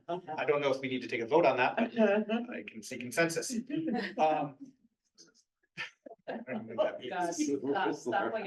Yeah, like. I don't even know what that means. In terms of homecoming, I'm glad that Rebecca Quigley stole some of my thunder on the dates, but I'm pleased to provide an update on this wonderful event, which promises to be the highlight of the school year for many of our students. As homecoming is not only a time for our students to come together in celebration, but it also serves as a wonderful opportunity for alumni, families, and community members to connect and show their pride for Hendrick Hudson. We have a number of events. I count that we start off on Friday, the color run last Saturday, of course. We have pep rallies at BV on Friday at 9:25 a.m., Furnace Woods at 10 a.m. and FGL at 10:45. I don't believe these are open to the public, but your students are encouraged to wear white and blue. We'll talk about Sailor Pride, but also have a visit from our cheerleading squads to help instill that in the elementary schools. Our high school pep rally will be in the high school gym at 1 p.m. for our students. We do have the Athletic Hall of Fame induction in the high school gym at 5 p.m. and then we take on Irvington at 6 p.m. at our turf. And then the homecoming dance will be at 7 p.m. in the gym. And then, of course, the pancake breakfast at 10 a.m. in the cafeteria. I'm gonna add two things. Okay. One is that the homecoming dance is only for Hendrick Hudson High School students, and it's $5. And we have people selling during lunch, and we will have kids at the door. We have a list of kids, but the homecoming pancake breakfast, not only come, but we need volunteers. So check the PTA page for that, because they're looking for volunteers and student volunteers. So I know a lot of people look for student volunteer opportunities, and that is one of them. So Yes. the 9 people watching. Share with your friends. Share thanks. In terms of other important events outside of homecoming, tomorrow night is our Furnace Wood Meets the Teacher Night at 6 p.m. As well as it's Buchanan Plank Meet the Teacher Night as well. And then we have Senior College Information Night at Hendrick Hudson High School in the school auditorium at 6:30 p.m. Very busy night on Thursdays. In keeping with one of our strategic plan themes of lifelong learners, I would like to extend a heartfelt congratulations to Trustee Corey Boudin for completing the Westchester Putnam School Boards Association governance training. Her dedication to professional development exemplifies our district's core value of lifelong learning and demonstrating that growth and education are continuous journeys. And Lauren finished hers too. but- Okay, I didn't go in person though, but I did online. okay, so But it if has you the link. send your certificate. Yeah. Okay, I glued it and emailed him my certificate, right, and a picture of our. That's what he said, yeah, Yeah. Carmen has mine. okay. It's Well, okay. thank you both for Yeah, enhancing. yeah. So thank you both for serving as a model of leadership and placing an emphasis on lifelong learning for our students. So it really means a lot to model that for them. So thank you both. We're excited to have 2 trained board members and within a couple months of getting on board, because you get a year to do it, so that's even more exciting. There are no questions requiring from the last board meeting requiring follow-up at this time. I'm supposed to tell Stefania and Michael to go to bed. And with that, I will ask Dr. Stephen Garcia to provide an update on efforts in the realm of human resources and leadership development. Thank you. I'm just curious, when you have your, I guess that's children go to bed, do they actually go to bed? Have you gotten reports from your wife? I assume they're not going to bed at this time. So I'll just tell you what to encourage them to go to bed. Yes, sleep is important. Great. I'll make my comments brief this evening. So as I continue to learn more about the HR systems in the district, one thing we're focusing on in the past few weeks was about teacher observation processes and the system that's in place. And by contract, we have to notify teachers by December 15th of their assigned lead evaluator. So I spent some time understanding what was in place beforehand. We have a document that basically identifies the 2 evaluators. Sometimes it's only 1 evaluator, principally we do 2 of them. Every single administrator is involved with evaluating faculty and also the staff. So that process in terms of the cycle of the beginning of going to the classrooms begins, I believe, on October 1st. Also, we've been working closely with the HHEA and the DAA on making sure that the new APPR plan for 3012D is in place. So We just said a lot of acronyms. yeah, so the APPR is the Annual Professional Performance Review. HHEA is the Education Association Teachers Unit, right? And the DAA is the Administrators Union. Thank you. And I'm proud of myself, even getting that right. So we have been working with them collaboratively, to make sure that we're gonna submit that new plan in place. And, maybe someday in the future, when the state gives us some guidance about the next APPR iteration, which is the new law, but, we apparently have 8 years to implement that, so we'll be at that point soon, sometime in the near future. So also been examining how all the other staff are gonna be evaluated, right? Members of the teaching assistants unit, the civil service group as well, to ensure that this approach is done with fidelity throughout the district. So learning more about that and making sure it's in place. And just a reminder, at the next board meeting, October 9th, we'll be recognizing all our tenure recipients.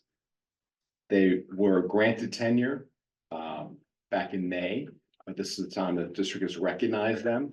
11 teachers, 3 teaching assistants, and 1 administrator, to my count. Hopefully they will all be here to be recognized, and we plan on doing this now, everything in the spring, moving forward, just to let you know.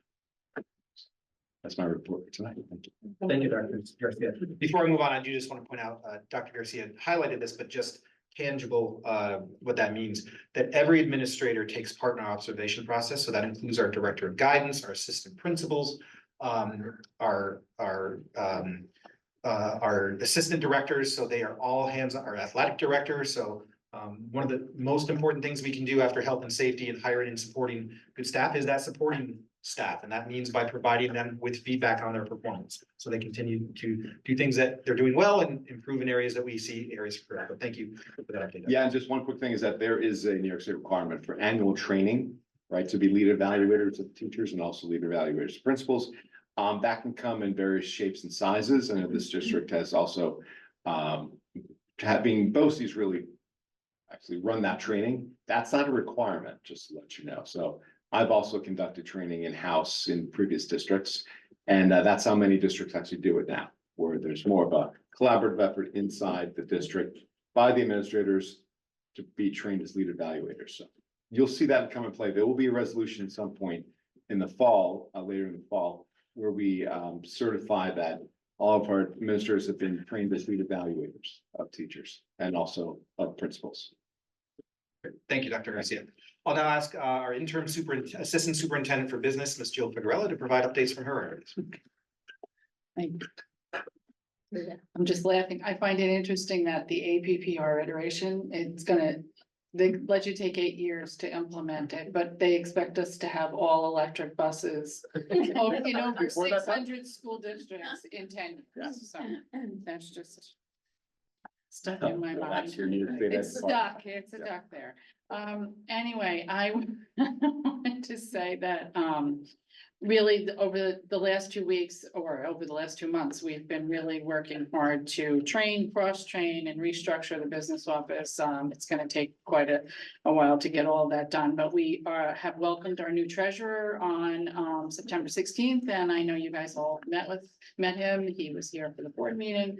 And our new senior payroll clerk started this past Monday. So she is learning everything she can in the few days that our current payroll clerk has left, which is she'll be leaving us this Friday.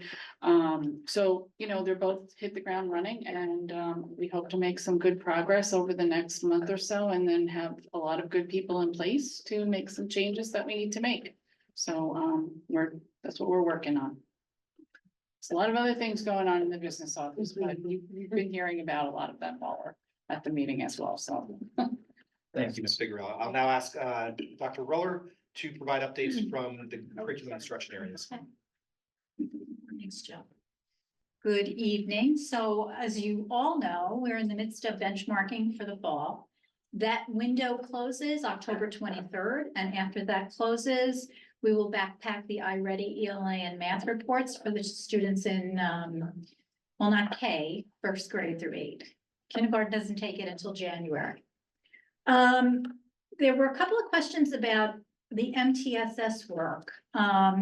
There is space on site for this to be posted. It is under construction because, as you heard earlier, we've spent a considerable amount of time, K-12, since last May. I think we had the consultants come in, revamping the plan, really trying to get us all focused in the same direction. What are the processes? What are the criteria? How do we make those evaluations? What does an intervention look like in the classroom, et cetera, et cetera. So I shared the plan with the administrators just to make sure that they were comfortable with what it said. If they had any edits or updates, we expect that back hopefully by Friday. And then that will get posted to the curriculum website. In addition to that, on the curriculum website are the year at a glance documents for all of our courses. We do not do the year at a glance documents for electives, but one of the jobs that our instructional leaders have every year is to review the year at a glance and let me know whether or not there needs to be a change. There are considerable changes to the elementary division this year, as we have a new ELA program, and we also have some movement in some of the math units. So they had a department meeting the other day. Some of the ILs have already started to email me whether or not there are changes.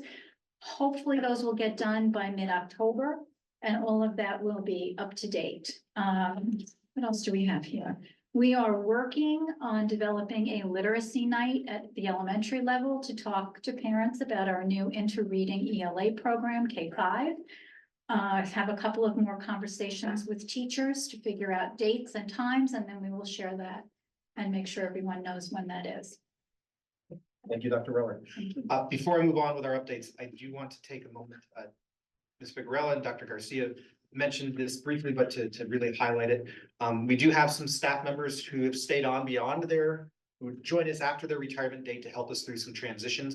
While we celebrated them at the retirement party before, they have continued on and have done great work for our district and helping us start the year off. So Debbie DeCiccio, who serves as a payroll manager and district treasurer all in one, will be leaving us by the end of the month. And then also Miss Elizabeth Gillio, who serves as our supervisor of transportation, will also be leaving us. So we thank them for their continued service and we wish them well in the next journey of their life. And they're always Hen Hut Sailor family. So I will also now turn it over to Miss Vinitha Joy for updates from the areas of technology and innovation. All right, thank you. So first thing I do want to mention is this week has been pretty hard with phishing emails. So we had 2 major phishing emails that affected most of our faculty. Our guys have been going around, if they did click on it or enter any information, have been going around scanning the systems, changing their passwords, trying to set up their MFA. We did have a discussion with our teachers union again about the importance of setting up MFA to mitigate some of this phishing attacks that are coming our way. The other thing is our new IT instructional technology facilitator. I call it ITF, if you hear me saying that again. She's been working really hard. As you know, I mentioned before, Furnace Woods and FGL is on a laptop model. Our teachers are learning how to use that model. 3 of the areas that we identified is how do they use the panel when students are working on it, but they want to work with the student on a laptop in the back. So she had done like 3 different options.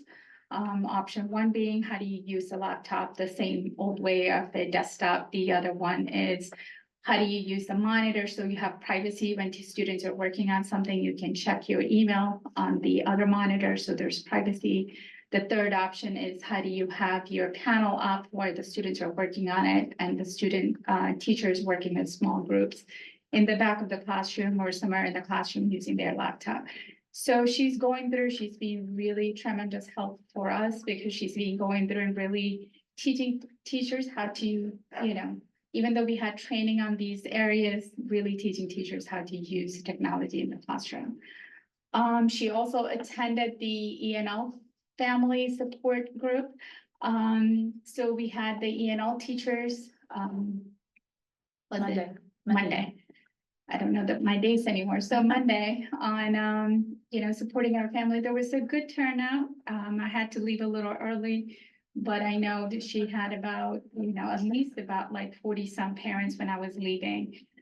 She did a session on Microsoft Translator, how they can use that, how to use Parent Square. At the end of that meeting, she had texted me and said, a lot of parents had questions about parent portal, and she's already looking into ways to how to accommodate that. The information that she shared is actually on our technology website under helpful information. So if anybody wants to access that, it's there. And the last thing is we started, you probably saw on my 24-25 guidance document that towards the MTSS, we do have a data platform called Linkit. Michelle, our technology coach, our math coach, has been doing a lot of work over the summer about converting some of the Eureka Math assessments into a digital platform. So she's actually doing a really good job working with teachers and getting that done. We have training for administrators set up on October 25th and K-5 teachers on October 28th. Thank you, Ms. Joy. Thank you. I do, before closing and thanking our cabinet colleagues, I do want to provide Ms. Shookman, our Executive Director for People and Personnel Services, could not be here. She had a conflict arise and had to step out. She has sent home information for our K-12 SEL social emotional learning screener. This was a tool selected by a diverse stakeholder group to include parents, practitioners, teachers, administrators, on a tool that could help us establish baseline and provide additional supports if needed for students who may be who may need support social emotion or emotionally. It is called the BEMIS-2, which stands for the Behavior Intervention Monitoring Assessment System. It is a research-based system that is in use across a number of districts. There is no specific curriculum associated with the BEMIS as it is a screener. However, great conversations have come up as, what is this? What is it associated with? So Ms. Shookman is working on providing an overview of what the BEMIS is, including the questions asked, and then also information related to any scope and sequence for our second step program, or any frameworks that we use to support our students in a social and emotional capacity. So that is coming to our website, should be able to answer questions. And there is an opt-out with the BEMIS, and the instructions on how to do that are in Ms. Shookman's email that went out, and Ms. Joy has something to add to that. I was gonna say it's already updated on our guidance website. Great, so on this, thank you very much for your attention to that. So if you do navigate to our guidance website, you'll see information on the BEMIS screener and our social emotional learning frameworks.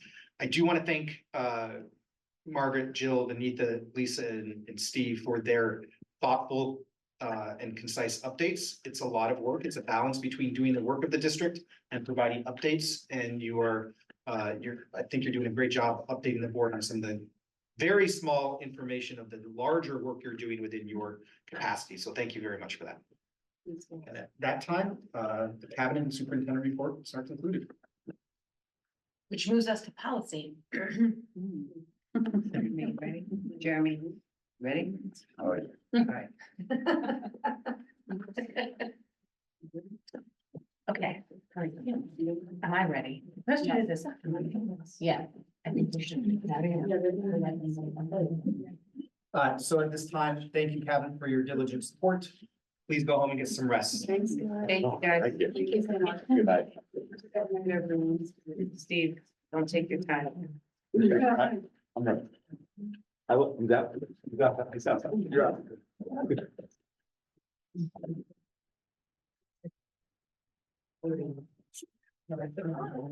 for it.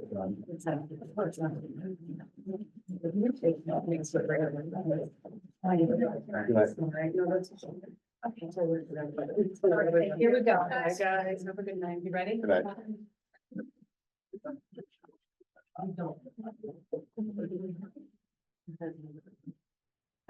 Good night, everybody. Good night, everybody. Good night. Guys, thank you. Good night. Great. So we are going to start with the second reading of policy 1740, relationship with non-public schools. In recognition. Motion to waive the reading? Again, Second. all in favor? All in favor.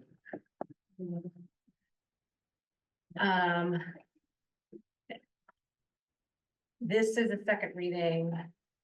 Does anyone have any comments? This was the textbook. Does anyone have any comments on this one? You know, the thing, and I'll sit down. Oh, yeah. Sorry, I needed some gum. I'll have one. Two. Anyone have any comments? Questions? Which one are we? 1740 relationship with non-public schools. No. Motion to accept policy 1740, relationship with non-public schools. Second. All in favor?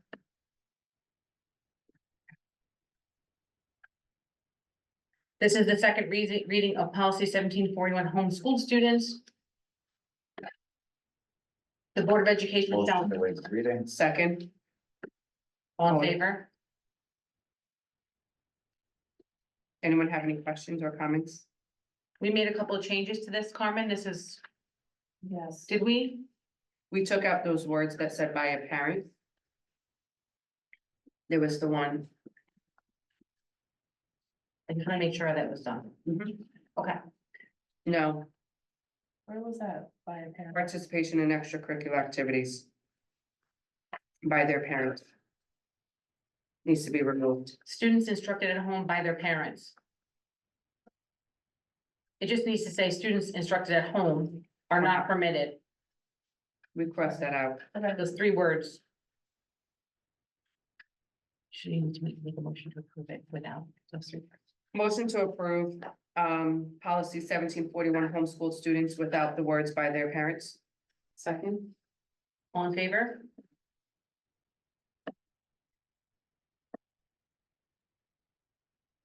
This is the second reading of board governance and goals. The Board of Education as a lead, Motion to waive the reading. Second. all in favor?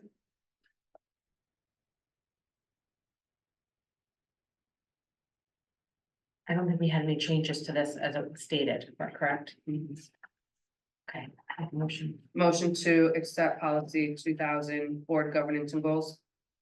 Second. All in favor?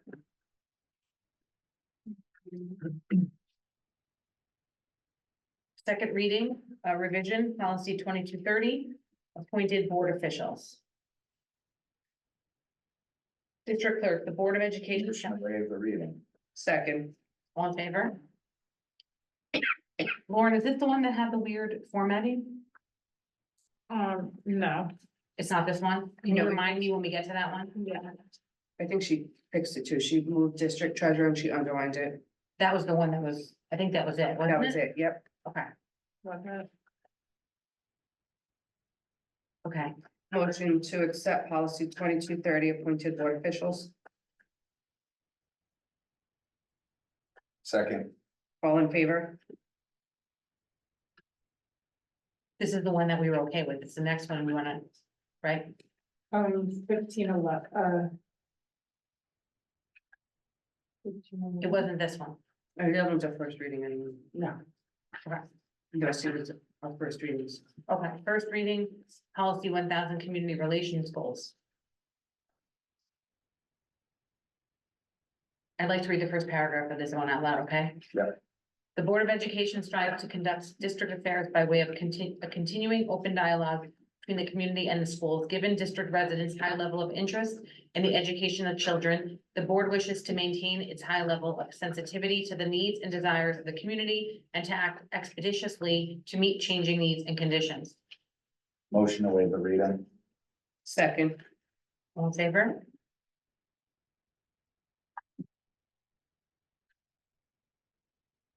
Anybody have any questions or comments? This is sort of one of our goals. When we were in policy discussing this like basically is our goal. When we get to talking about engagement and relations and being public facing and hearing from the public and all of the things that we talk a lot about, this is the policy that explains how we would do that in plain terms. So so you guys just read this? basically, we revised it with their recommendations. This is a brand new policy. So, yeah, You still have to read it again. we have to Yes. read it one more time, but I want to just give some context about, we did not have this policy. And this is, I mean, what I'm finding in this process of all of this, even doing the strategic plan. The things that come up, the things that seem to come up again and again and again are things that the district did not have policy on to begin with. And as we are moving through this process, I feel like we're closing those holes here, and this is one of those ways to do that, so. This is the first reading, we can bring that one back. I also just wanted to give a huge kudos to Carmen. Because as we're going through these, you're gonna notice sometimes there's like cross-referencing. And so the question came up, what happens if like we put a new policy that's replacing something, and she's going back and making sure everything is properly cross-referenced, even if we established it earlier on. So thank you, because I know that's a lot of work of, some of them really like cross-reference quite a few times. So I was stuck on that. I didn't understand it, so thanks for calling that out, and Carmen's done a great job. Thank you, Carmen. Yeah. Too. I know, but you're like, the fact that you're going back, like every time we redo a new policy, there's like 10 more that could be impacted, and she's been doing this on her own. To make sure we're thank you, covered. yeah. I'm So like learning an too, example- so it's all good. So I I'm think a great learning example through this is that- process as well, so. Yeah, there was an example like one that we just did where it was like, we were cross-referencing the cross-reference, the cross-reference. And the question is, what happens when that, like, how does the policy that's being referenced know that there is a policy that followed its creation, that's referencing it, so that when you make an update to one, that it doesn't have a negative or unintended, a negative impact or unintended consequence on the other, so. It was, I was like, what are we gonna do about that? And Carmen's like, oh, don't worry, I already have that done. Every time there's a link, I make a backlink on the other side, with the flags. Yeah, thank you. Mhm. As hard as we're working on this policy, by the way, I don't think it comes close to the amount of work Carmen has to do. Yeah. Like, we're conceptualizing and talking and changing, but Carmen's the one who makes it all happen, right? We walk out of the meeting and we're done with policy, and one more thing she has to do is now just make sure all of that's put together. So, And she's taking notes while we're spitballing ideas. I mean, I don't think it's very normal to have this much policy to review on a consistent and ongoing basis because of the undertaking that we've committed to doing. So on top of all of the other work that you do, Carmen, thank you, because I know it's a lot. Thank you. And don't worry, thank you. You get a little shout out for the. Yeah, thank you, Carmen. But it's not as much as Carmen. He's like, I'm in there. So this is a first reading on a revision of policy 1511. Wait, did we finish? Yeah, We're so we bringing had that- to come back. We bring that one back. This is, district communication and material to students and families, 1511. It's up for revision. This one hasn't been revised since 2013. The district has an obligation to Motion protect, to waive the reading. Second. all in favor? No. Anyone have any questions or comments? Yeah, I just had a quick question on this one. Just wondering what the general consensus is on the social media section. For like teachers are strongly discouraged from engaging with parents, community members, through their personal social media sites. So I guess my question is, what is the general thought about school sanctioned in like a Instagram that's a Hen Hud music department, I'm making this up completely, so nobody get upset.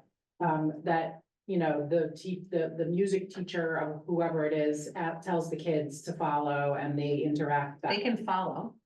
Right, That wouldn't be considered not personal. Correct. And I would agree, like, maybe posting, but not necessarily engaging.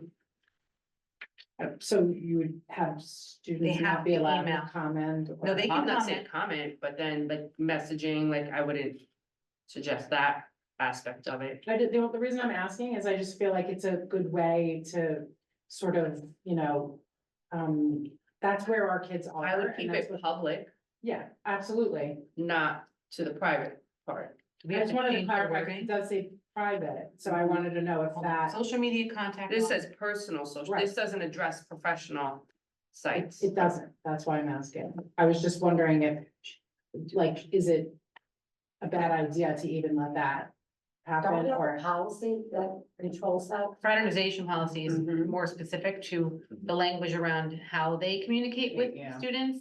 And we do It have, has to be approved. Yes. we do have approved, like, for athletics, we did a couple things last year. Mike, added, we made it just, and we knew first, one of the first things you did, I think, when we started here, with the fraternization policy was we actually started with the athletic department, our coaches weren't getting email addresses, now they all have email addresses, so that they have to communicate with the kid and parents through that. That was step one, and then step two. None of our kids, I feel like the kids don't use that.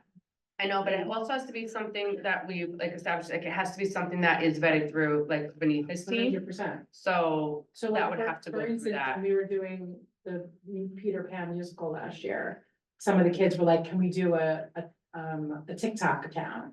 And have videos of the kids, and they asked the director, you know, and she said, I need to get permission. We had too much other stuff to do, so it never happened, but Cause it would be something that would get people excited, and that's where they all are on TikTok. well, at the high school. At the high school, a lot of the kids actually manage a lot of these accounts. Yeah. They're on their own or they're coaches. My I have concern not seen a is, Hen Hud TikTok account. yeah, I was gonna say, my concern with some of those is then where do you draw the line? Yeah.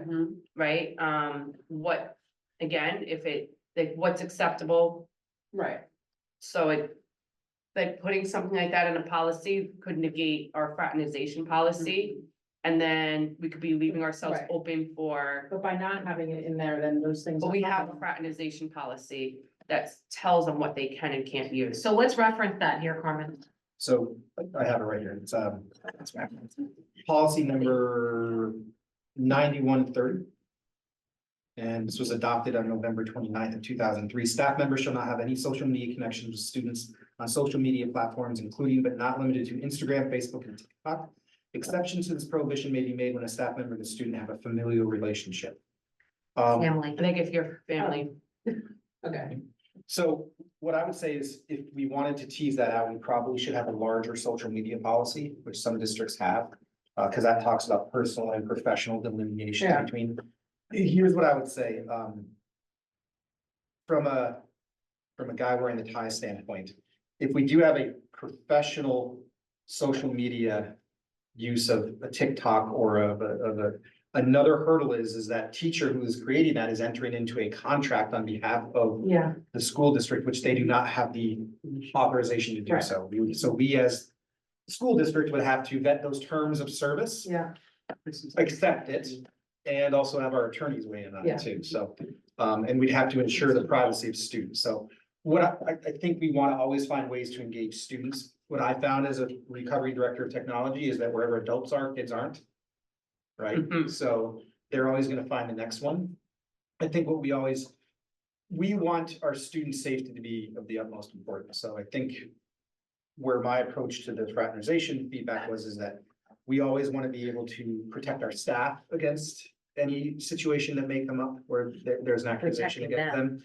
And also protect our students too at the same time. Yeah. And if we can't monitor it, we can't ensure that. Yeah. I agree. I do think that we should reference the fraternization policy here because these sort of Are related. are related. Yeah. So it's, so Carmen, maybe we can, Carmen. We have to write, ask you that. Linking the fraternization policy, what language do we have to use and where are we gonna place it? It's the social media piece that references, because it's social media. Where do we have to write, we can't just link the policy, we need to like write something that indicates, right, that. So maybe Just just cross-reference. it's a reference, a cross-reference. Okay. That way, when one changes, you know you have to change. You should be looking at them together. I'm actually, think we need to read this and compare it to the fraternization policy. This one is saying, this one has looser language because it's talking about staff and parents. So teachers and staff are strongly discouraged from engaging with parents or community members in an official capacity. It doesn't really talk, that's different. And then the kids part is the first part. well, here it says that it's limited Yes, to official. limited to. That tells us we can only use those ones that Email. were sanctioned. Or the one we use for sports, which is, I don't want to name the wrong one. We use one for sports, not two. Okay, so we're bringing this one back. We also have policy 9115, which is cross-referenced in 9130, which is just because this goes into why we don't have those existing accounts. staff use of personal electronic communication devices. Yeah. Which says we should not, staff are not allowed to use those in front of students. Like their own cell phones. We have not updated that one yet. We're getting. Correct. We're What getting. number is that? 9115. Yeah, we're. It's one of the ones, we have talked about it, because it's really antiquated It language says that staff can't use the cell phone in front of students. During school hours, district employees may utilize electronic communication devices only when they are not assigned to work with or supervise students. At other times, the devices should be powered off. So that's existing policy language. We actually discussed it in policy, decided not to change it yet, because it's a little antiquated, but it covers everything right now. Wow. Don't look at me, I don't use my phone. That's, guys, no. Okay, we are at, I don't have any services. this is policy 2100, school board legal status. The Board of Education is a 7-member. Second. All in favor?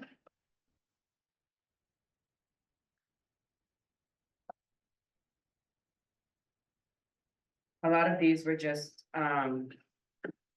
expanding what we had and just making it, like, it's stuff that we all, I feel like we all know, More, making it more clear. just making it very clear and that there's no gray. Right? It's, these are the rules, this is who we are. So not really anything like interesting. I mean, this is interesting, but you know. Nothing controversial. Yeah, it's also all, I think every one of them is tied to ed law. Yeah, Okay, so we'll bring that one back. First reading policy 2120, school board elections. Elections of members, second. all in favor? That change. No, this one, I think, if I don't have my notes with me, but I feel like this one's gonna retire or something else down the Yes. line. Yes, this one is gonna retire. some Like of it's it. gonna replace something else and retire something, and I wrote it on our notes, but I forget those numbers offhand. I was just wondering why the last three didn't have, but Because it's new. Yeah, it's new and it's gonna take the place of something else. The next meeting. So then we'll retire those. Yes. Okay. I have notes, but not here. Has a question on 2120. These are brand new, these are. No, I did say, but they're gonna retire something else. I think like a policy we had already somewhere. Yeah, there's one of them. Yeah, I remember one of them. I wrote it down. No, I put it in the notes here. We're getting to it. We haven't done it yet. It might be 2160. 2160 ethics. School district officer code of ethics.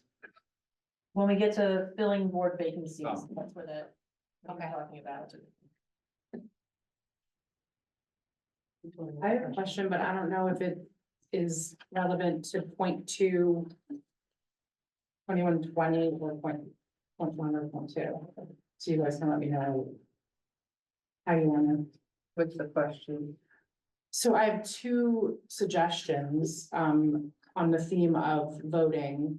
I know the first, So the, the first one's voting, yeah. so we should, oh, that's for the point two, Okay, so that's point two, right? correct. And then I think the other one is 2120. It's about the process of the ballots, the one ballot question, This is 2120. So I think that's, plain 2120. 2121, 2122. Got it, okay. So we'll bring this one back.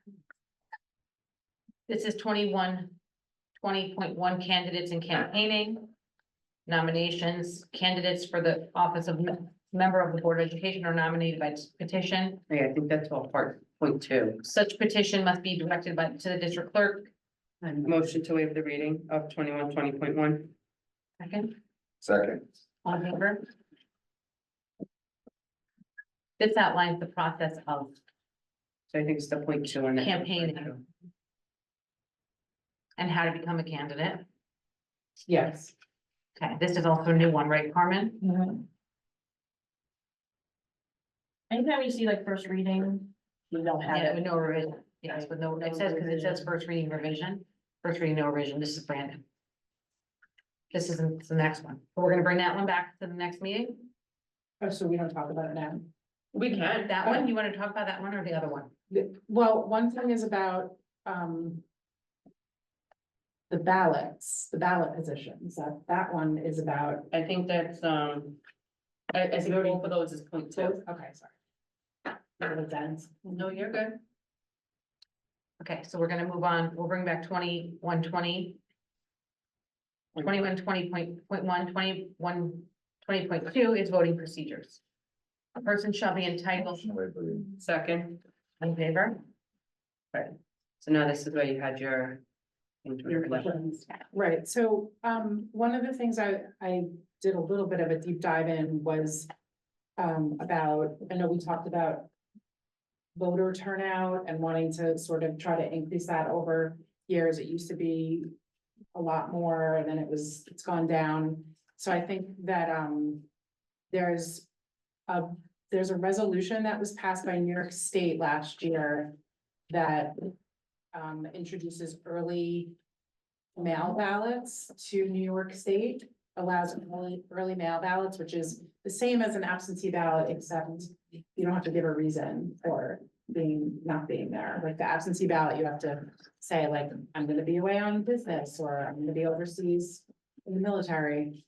And apparently absentee ballots are gonna be replaced by early voting, over the next however many years soon. In New York, Nationwide, but in nationwide. New York, it was passed last year.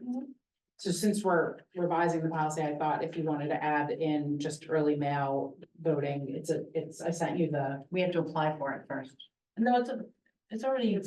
Yeah. We were doing it last year too, early voting. Oh, you had an early voting last year too? Application, it's the same process. It's the same process. I emailed you Yeah. the. So you just want it in application. here? I just wanted to ask Elizabeth, our person, why they didn't include it, because they're. Yeah, that's a got this good from question. them.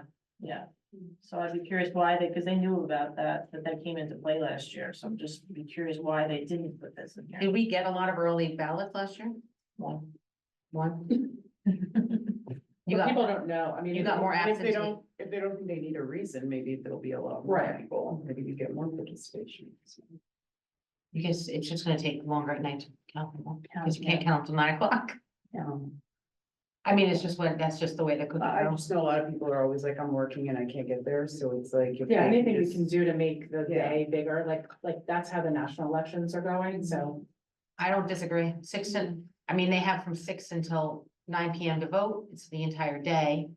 I mean, I know that, like, my son's a resident in New York, but doesn't live here, so he has to get a ballot. He did last year. I mean, I've missed being able to vote if I have to be in the city early and I'm there, I come home late. And I'm like, oh, I'm so tired, but if I was able to do it on another day before that, like, Well, you just have to remember, that's the thing. You have to remember to do it. yeah. So it's the same as an absentee. Yeah, I mean, I think it's something we can encourage people to. Well, let's find out Nisba's recommendation, why it's not in here and what the reason, if they're letting it be a local decision. We can put the language, I have the language about the early voting, I can put it in, I just want to find out from NISBA because. Why they didn't. Why include they it, didn't put it yeah. in here. But it's more important, I guess not more importantly, but to your point, Carmen, it's already available. We don't need the language written here because we didn't have the language last year and it was possible. I just don't know why. But I'm saying NISBA somebody did it last year. It's, Yeah. well, For one yeah, it was person. available last year. And, I publicized it, it was out in our avenues of communication about early voting. I just wondering why NISBA, I just wanna ask that question with them, why they didn't include it, but I can add the language about it, you know. Okay, I and bet you then, people don't even understand the difference between, I didn't either, until I read more about it, so. and then you have to verify every one of those people. Yes. All right, so voting, there's a formatting issue. This is the one you're talking about. Yeah. Under the word voting here, under B and then challenges, The word voting should move bold down, and move down one. bold and move down one. Oh, okay, I see it. Or you had a second question. Yeah. I just had another. Mhm. So a lot of, I've heard from several people and I looked into it and, you know, we're in the season of elections and I'm sort of an elections nerd, so. The ballot, the way we decide the order of who's on the ballot, you know, we did that. Drawing and I guess in your office. People have suggested that they would like that to be public facing, the drawing of the ballot order. Who Um, has? Who's um, people? people in the community. Who? I mean, not name, but who? I've never heard this before, so it's new to me. Who are I mean, I'm not people? gonna like Yeah, you can. list You people. could- but- Honestly, I No, don't we like can't do that. the who are people because if We we do gotta the- write in. You could just say constituents. No, it's not You even can't enough, bring it right? up like If that. people would like, so here's how I feel about this, could we all do this, this is not just a one, it's, we all do it. The community has to let us know that this is important to them, it can't be someone coming to me to say. I feel, because that's one person, right, so, Yeah, but if it comes up in I mean, conversation with people that are friends of yours or other parents, or then I'm not gonna every time go like send. tell them, everything. they have to send us an email that if they feel that's important, then the whole board But knows. she's saying that it's important to her to If it's discuss it important, right that's now. fine, then that's fine, it's important to I you. don't think she's bringing it Well, up. I wouldn't just have to- brought it up if Just I because didn't agree with it. it's, she doesn't have a point of view on it, so I think we should let her. speak her Totally, point. But it's the research says that people overwhelmingly vote for position 1 and 2 on the ballot. Right, that's a, yes, that's a separate, but that's, so you're saying, there's two different things you're saying. First thing you're saying is that when we Yeah, pick out of the hat for the names and the order, correct. when, that you want that. Being on a flag. live stream or something. Well, do we have to have that in the policy? I don't know. Carmen, It how would do be you? a cost to us, because Greg would have to live stream and. Yes, we'd have to have someone come in to as do, well. we'd have to have someone come in to do that. Can I just say, how many people are watching the live stream right now? Like, let's see, there are 10, and one's me, one's Greg. That's not what I it's guess we about. could- It's the cost associated with it. But I wanna also hear the other part too, We what, could maybe have it, the drawing here, and if people wanted to come and see, that could be an Yeah. option. I don't, right? yeah, I don't, just Right, something that's, You have to. that shows people that it's not closed, that's all. what was the other thing you had? The other thing was just the randomization of the ballots, so people that would be a way to equally give somebody a ballot that has like a different order. My only So- concern with that is, again, it's gonna be a cost thing. You have to run different ballots. The machines aren't smart enough to know. Yeah, I mean, who's these are who. just the. No, I know, I'm just saying, I'm just trying to think, I think if we do that, or just have different ones, it would have to be a machine per ballot type. I would think, I don't even know if Westchester County would do that. We need to add, Yeah, why we would don't, have to we ask just that look just look into, see if that's a possibility. If the machines aren't smart Maybe enough to there's know the another, difference. Way to. Maybe just doing it here settles the nerves. No, she's saying on the ballot, you know how they, let's say there were 5 people, each ballot would have like, it would be 1, 2, 3, 4, 5. Then the next one would be 1, 2, 3, 4, 5. Then the next would be 1, 2, So 3, they would 4, have to 5. know who they're. But the voting for. machine How does is the not machine smart enough to go know, in? it just knows slot 1 should be Lauren, it doesn't know that on that next ballot, slot 1 was Tamika, and then on the next ballot, slot 1 was Jeremy. Unless, I mean, I if was we saying could it has ask, to be and different. I don't know if people smarter than me might have a better idea. Better I idea. don't know if it's possible, let's find out. Yeah, machines just aren't, Ask the question. Okay. Scantrons are, As I said, it was just something that I thought about, and Yeah. a couple people had talked to me about that as well. And it wasn't like a big, fall on my sword for it, but it was something I No, thought you guys, absolutely. we could talk through. Yeah, because I mean, it is a proven fact that. Yeah. If you don't know, you're I mean, just gonna vote for the first Lauren and I two. benefited from it, so I'm not gonna, but, I don't know if that's the reason or. It's a question. It's hard You to- gotta have faith in yourself. The most I recent do. guidance I can see on this, and it doesn't give us a lot. And excuse the pun here, it does say that the ballot location must be decided upon by drawing lots. So I don't know if that would allow for randomization What?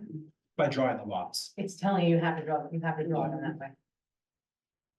And I'm gonna be honest, I assumed when I ran for the board that it was alphabetical, I just assumed it, and then I found out that it wasn't, that I had to be on a virtual call, and not all of us showed up for the virtual call to get pulled, because it was literally not that important. I I didn't know anything about it. I didn't either, none of us do, until you Yeah. run for the board, you don't know. Yeah. And we joined a virtual call, I don't even think Stephanie was on when we did it, we were at work, I was, did you get on? Probably not, I don't think you did, I really don't think you did, I think it was me and one other of the candidates. And Yeah, I don't think we. I mean, it literally Yeah. wasn't, Right, I think. yeah. So, I mean, I, didn't do it. But I mean, I the mean- fact of the matter is, I think it's open to candidates, right? So that's the most important part. I think, I'm not well, saying they're that saying they're the not public, bad. they're saying the public has expressed that they want to be a part of the process. I get it. I I'm think it's just just saying the in general, optics it's of not it, like- closed.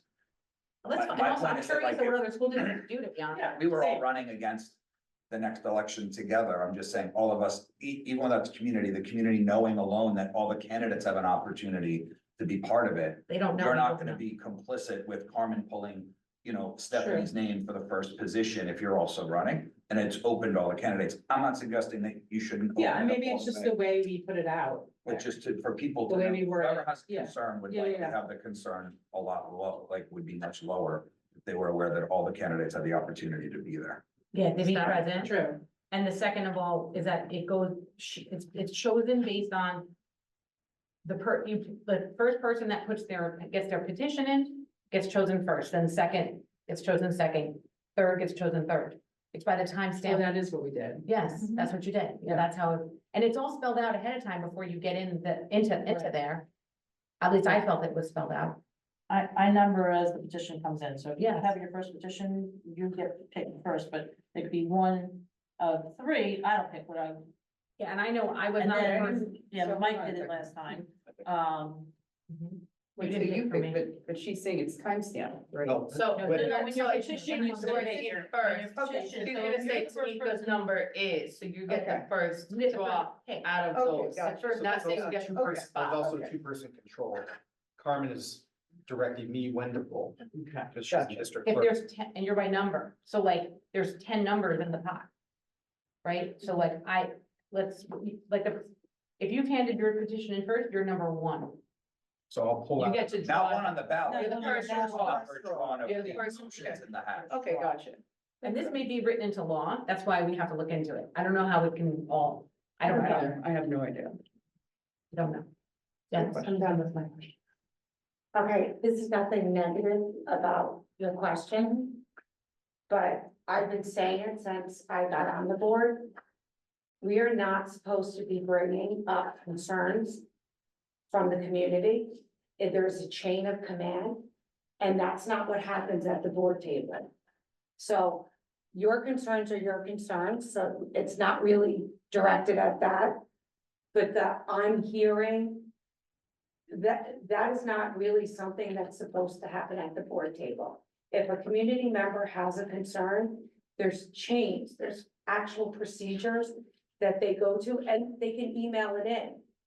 But I know what you're saying completely. I just feel like the policies are, No, it's not clear, but like your what policy- people are, because it's just related to the policies. It's not like this is some burning thing that's going on in the community that was. no, I'm just for future. Yeah. Because when we do that, like, I saw 3 people at the grocery store and they both talked to me about something. But in the grocery store, I would never, but you know what? I haven't mentioned it here. Because I said you have to email the superintendent.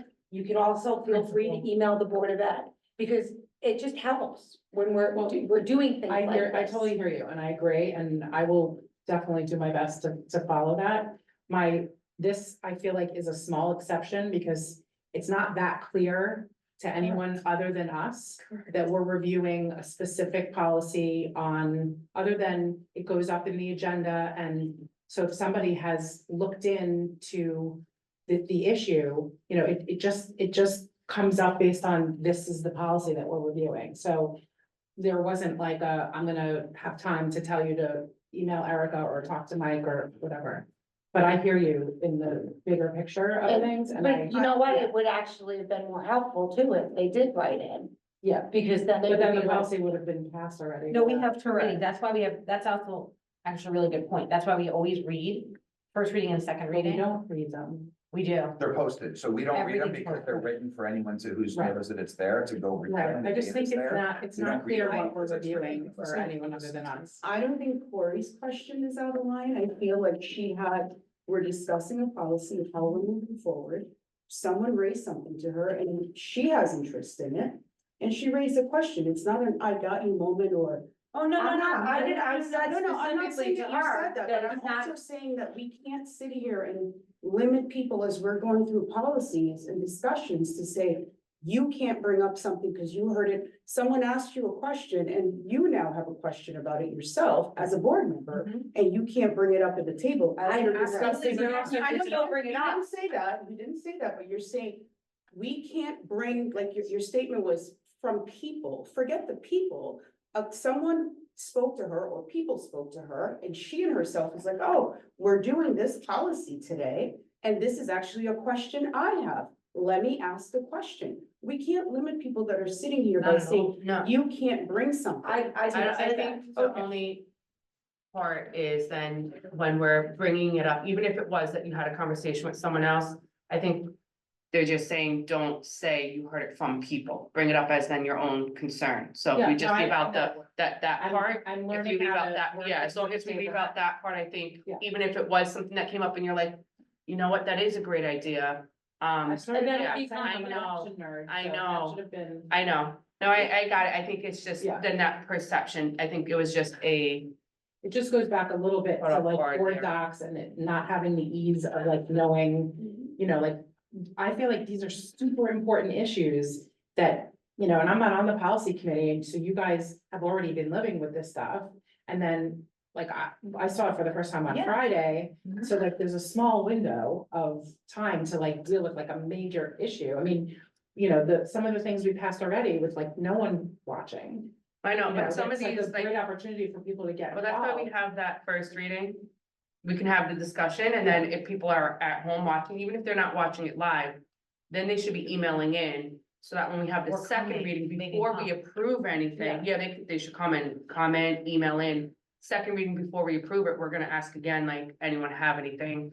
Cause we can do changes. Yes, I just think that there. goes, again, to posting something that's clear, like a PDF, that you can see the actual policies that we're reviewing. You can quickly look at it instead of getting lost in board docs. So Corey, with your It's all- questions today, right? It's raised questions to the policy that we're doing. If people choose to watch the meetings and they have concerns, Yeah. some of which you've reflected or we've discussed here, now they can email the board and let them know, so Yeah. that it's something that we all are aware of. Yes. But without the conversation or without the question, right, that conversation would never happen. So Right. we would just go through the motions No. of the policy. We're not saying don't ask questions. No, I'm not Yeah. saying that you're saying don't ask questions. I'm just saying that The this process is table is bringing the up process is gonna conversation. bring up Yeah. conversation. Yeah. And maybe that invokes something from someone else with another question that they might have. Yes. So, Right. Yeah, I think we want, so it's, and this is like actually like a lot, and there's times when we're in these meetings that we say like, there's certain things that I don't wanna make any decisions on before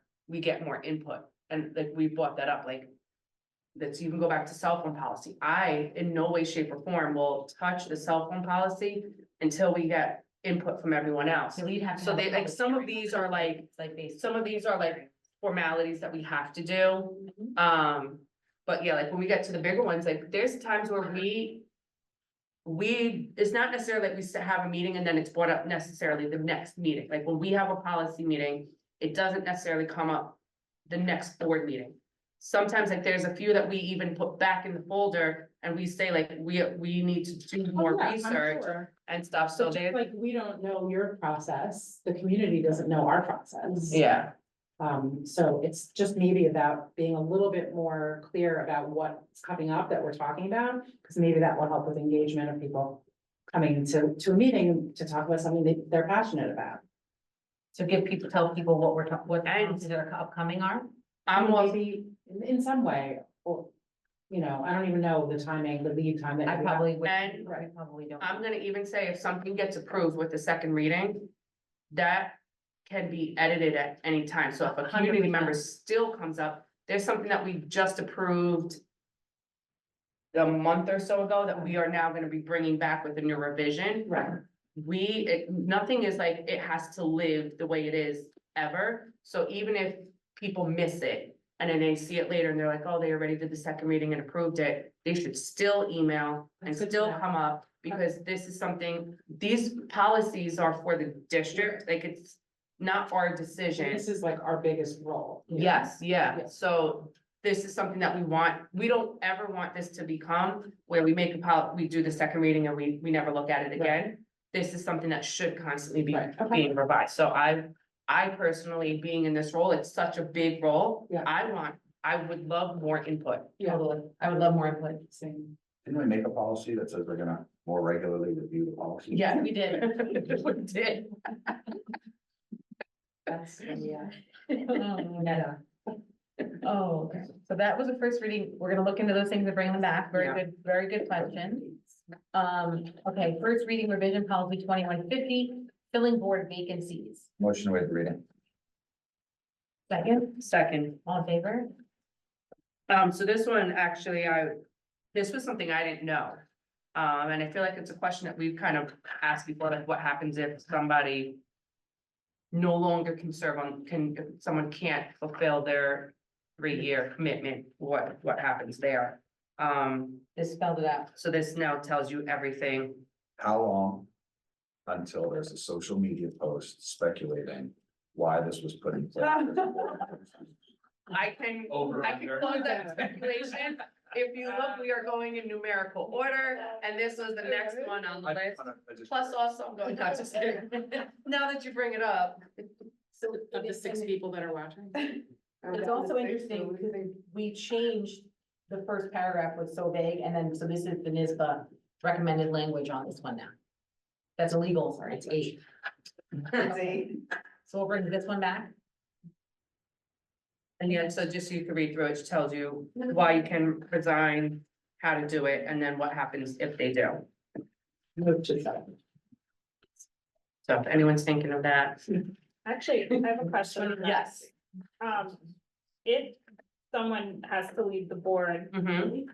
who appoints the new possible? That's the filling of vacancy at the bottom. The Board of Education has the power to fill any vacancy Right. by a majority vote or by special election, which may occur on the board by reason of death, resignation, or removal from office. No, that I get, special election, but like, where do you get the person from? So. It's like someone, like, you guys might just, someone from What the I've seen- community could volunteer or. So if you have those only 3 categories, that the board can appoint somebody, the board can leave it vacant, or they can have a runoff election. What I've seen when they do an appointment is they solicit interested individuals, and then the board can make the decision from there. So the board will say, at our next meeting, we're going to take input on anybody who would like to be considered for appointment, and they solicit names, and then they can take action. But please don't resign, okay? Don't just give anybody any ideas. Now you can. Now? Jeremy, no one test us, you're all well trained now. Okay, next reading.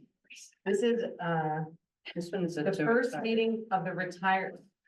This is the first reading to retire policy, school budget and bond referenda information, Motion to waive the reading. 1150.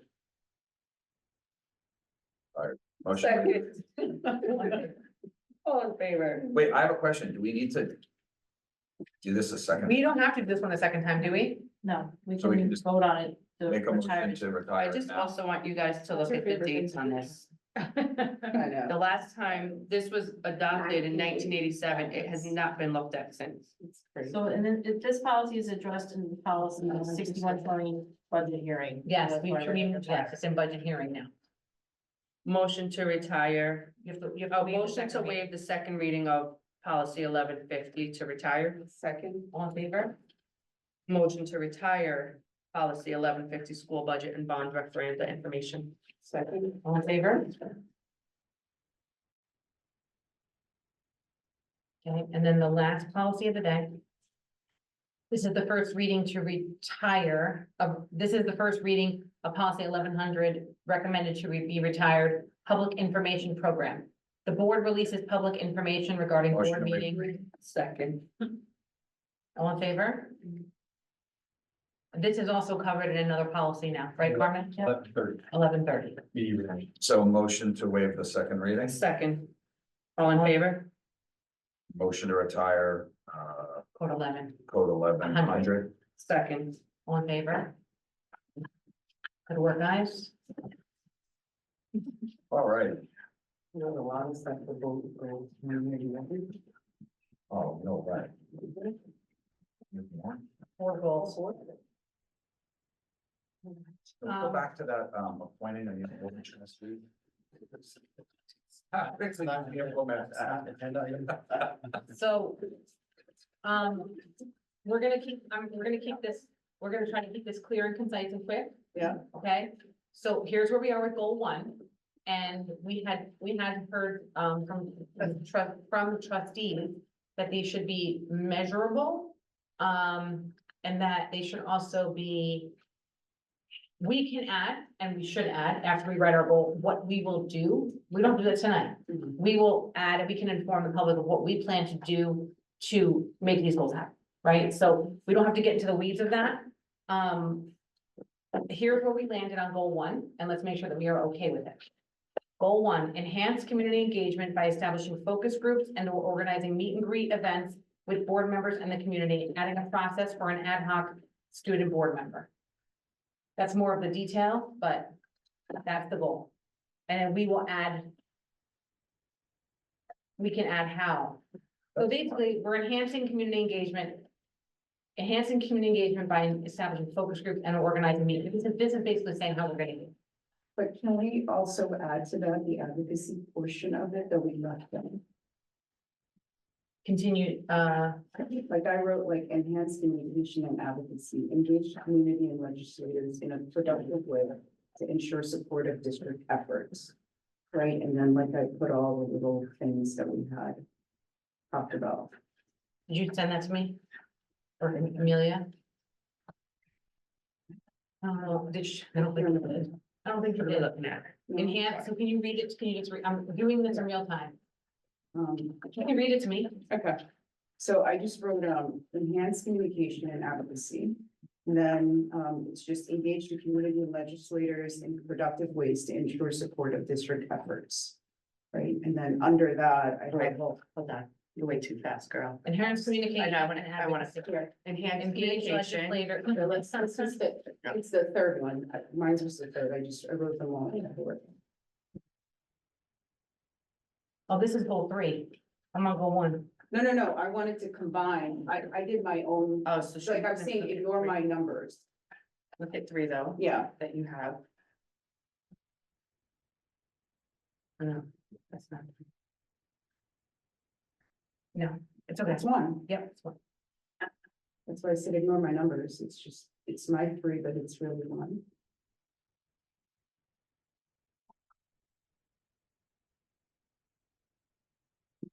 Because I just felt that the advocacy portion of that for us is super important with foundation aid, getting more money within the point, like. That needs to be something that we'll really try to focus and push on, right? Yeah. Sorry, I got this ways. Effective ways to ensure support of district efforts. That's the.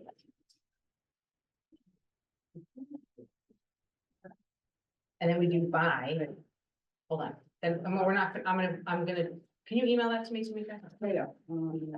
Let's see. And then I'm gonna list in the goal how, and you have some of the how, and I have some of the how, and we'll combine the bullet points of the how we're gonna do it. At the how, and that's a measurable piece. Yeah, so one other thing was the board will support the superintendent and district leadership in an effort to construct new avenues of public communication and to improve existing structures.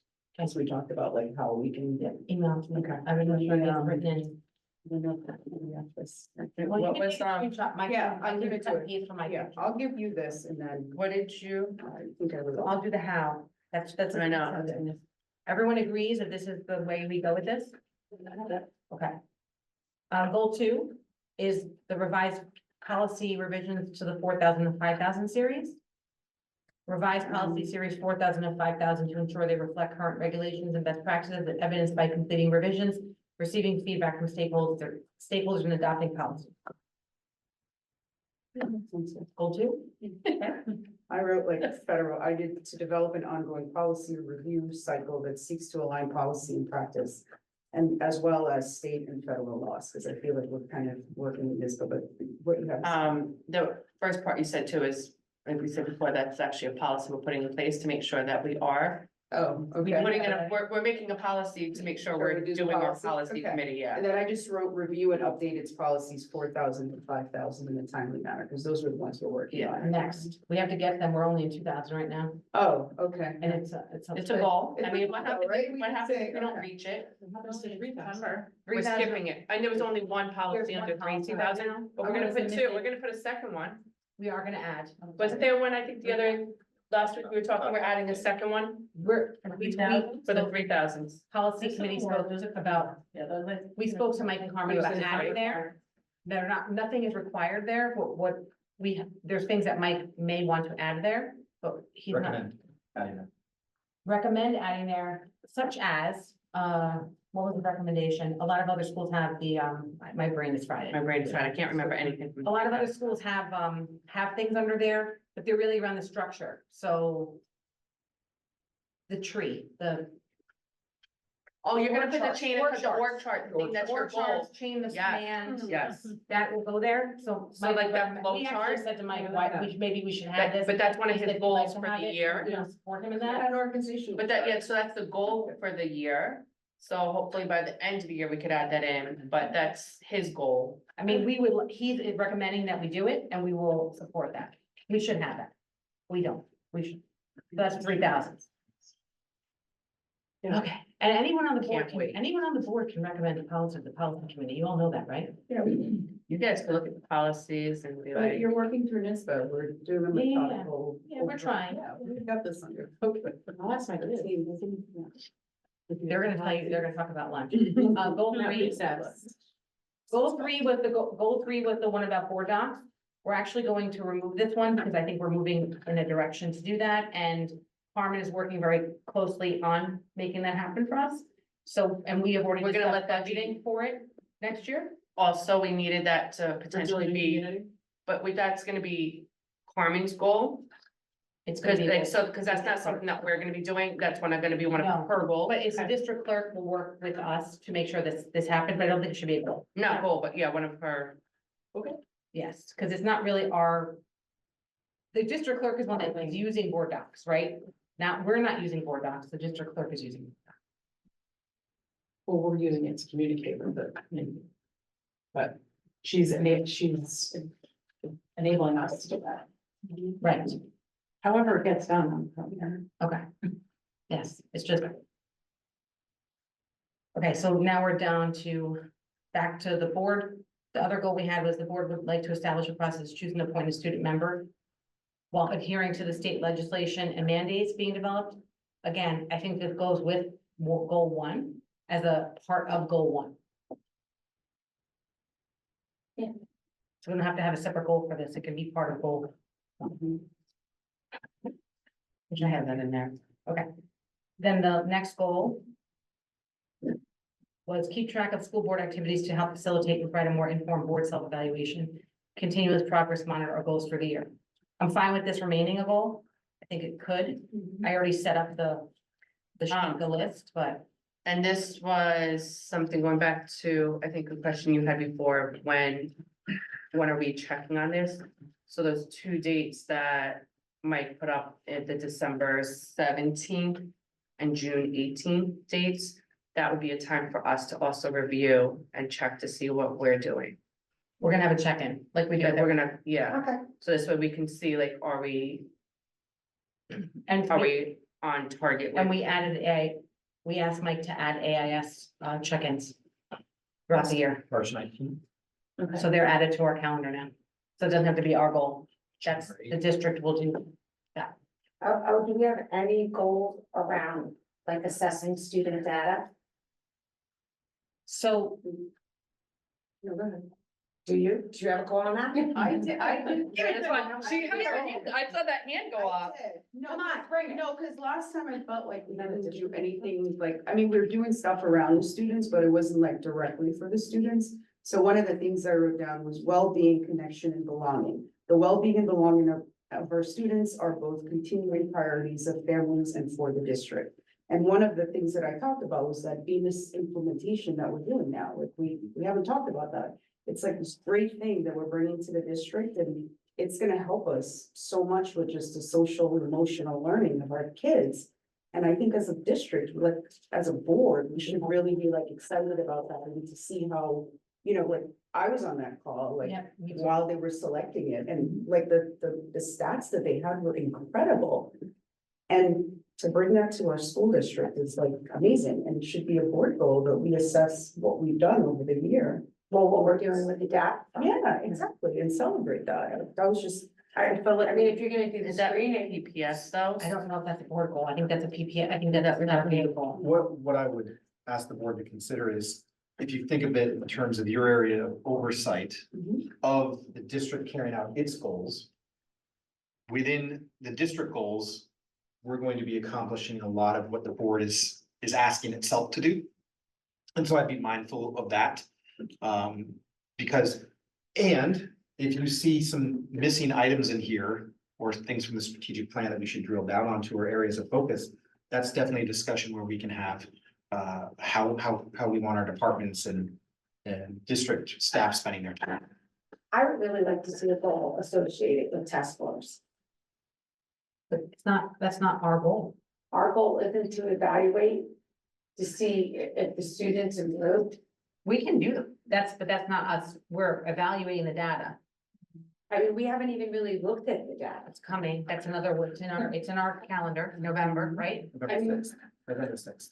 I mean, but what are we gonna do when we look at this data? Because That's a district goal, right? Like, so in terms of, because I'm with you, but when I think about this, that would be like something that we talked to Mike about being important, and then the district would be implementing a goal to increase test scores or to obtain some improvement of X% or have some kids that are to receive some level of additional achievement, not that everyone's in the same place. or but additional everyone's- support. Yeah, or, and then find ways that what do we need to do, the MTSS process, you know, all of these things, but I don't think I just don't think those are board goals. Like, Okay, I think that it's our job, maybe we set a goal, maybe board goal would be to outline 3 areas that we want to review. To make certain that they're making the achievements that we're hoping for, and we could hold ourselves accountable to make sure we don't say we're busy. And we can review those things as part of our process, but to make it our process, I'm just thinking it's operational. So, not to throw a wrench in the whole process at this stage of the game. But when we take a look at our strategic plan and we take a look at those 4 pillars. You have student engagement, clear and targeted communication, real world experiences, and shared decision making. We as the administrative team take a look at that and say, this is what the board and the community wants us to focus on. These are our shared expectations. Within their real world experiences, we're looking at my understanding is the belief that in pursuing real world experiences, we'll have the externality of showing student improvement on standardized metrics, right? Because we know that if you have engaged learners who are learning within not a vacuum of a textbook, but within how this applies to real world skills, that they probably will do better in attaining and developing that knowledge. So maybe the board would want to consider that they have their goals. yeah, why do we have to have so many? You know, how many are we up to now? We don't. That's the thing. We don't. We Wait, have what do we have? We have one the is first the one. communication and Mhm. advocacy. 2 is policy. Mhm. 3 is keep track of 3 board applications, because last year we had too many at 5. It was a lot. I'm gonna suggest that the 3rd one be something along the lines of that we monitor data. Yes. We should make a goal of monitoring data. I hear what you're saying, because we haven't really done it. We know we're going to do it, but I don't think that's the point. I think we should make a goal around monitoring data. Exactly. Monitoring data. With the board, no, but not the achievement, but No, making sure we but do the the work action of of- reviewing yeah. the data. If I could, Yes. would the board, Point of privilege. would the board consider that they are going to monitor progress towards strategic plan implementation as a goal? That's fine. Yeah. Because And contained what within if- that is all the work that your administrative team and staff are doing. And when we like look at That's the what we're- how, we could do for the how, one of the ones like continually monitor data. Yeah, I would like Yeah. to look at the data. Right, so that could be something like, but that could be like, you know, on the first one here, you But have a that's a little whole add-on, other, that's a whole other part of it, like how. right, monitoring, Things we were talking about, monitor. like what data to share Data. with us, whether it's data or data, that's the big question. Depends on the day. But. Data, but, like, Monitor not data to and put use it to too drive much, continuous you know, improvement. Work They take that part to there. pull the data for us, see, I said data and then data yes. in the same sentence. But yeah, I mean, there's a lot of. Yeah. Okay, that leaves us with, Parade, and I think that. And that's a big total. First of all, like, some of these are really big, and if, like. Goal 2, I know goal 2 is a big one, that's gonna take a, like. Again, the policy one. Realistically, when we meet, we set an hour time, and it's there an hour and a half, 2 hours, and we get. 5 or 6 done. 10 if we're lucky. But the 8 to 10 will be like where we're gonna bring back one, like we're just making minor edits. For a second reading, it's a lofty goal. it's a lot, so that's gonna take up a lot of time. Once you add 3,000.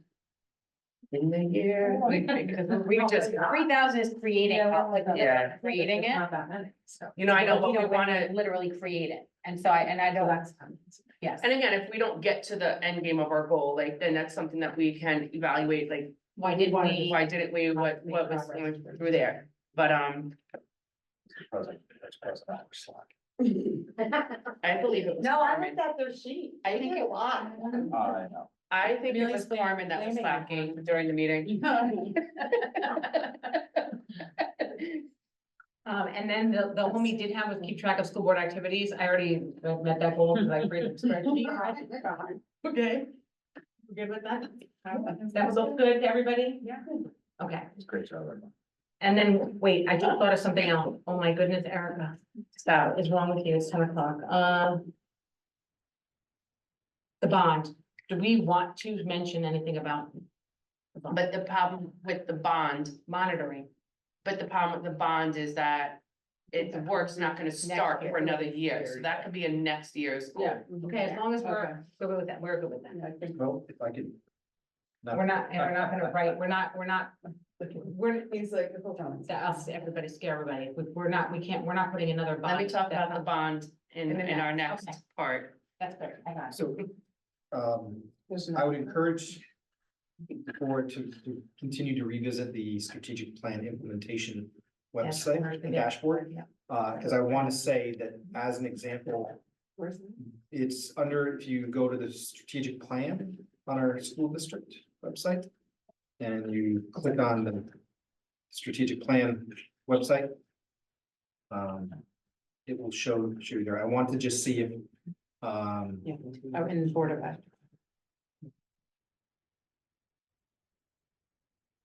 I want to make sure there isn't something that's related to the bond or facilities upgrade. I'll make this more easy. As an example, we should cross-reference, to use that phrase, to, if there is a goal here, that rather than drill down specifically to the bond, perhaps we link it to one of our initiatives that's occurring related to the facilities of the district. Because I think the reason I brought this up is because I feel like our facilities are really important. Maintain them is important, and that does sort of fall under our purview, budgeting, everything else. I think though, realistically, for this year, facilities is gonna be looking at a lot of gathering. Right, because we just put if I can jump into then facilities update for committee. We just submitted the SCD August 28th. It takes 8 months from there to get approval. So while we want to look at and maybe we could look at the facility, it has to be, I think, separate from the bond, because nothing really from the bond or capital project that was just approved in May is going to be starting now. So it's kind of hard to monitor that, because right now we're in this waiting game of what is going to happen. Other facility things, if you want to look at other infrastructure things aside from the bond, that could be something, but I don't think it should be tied to the bond this year. I think that is a next year's Next year. goal to potentially look at. I agree. It's just nothing gonna be, we can't really quantify anything this year. You have enough goals.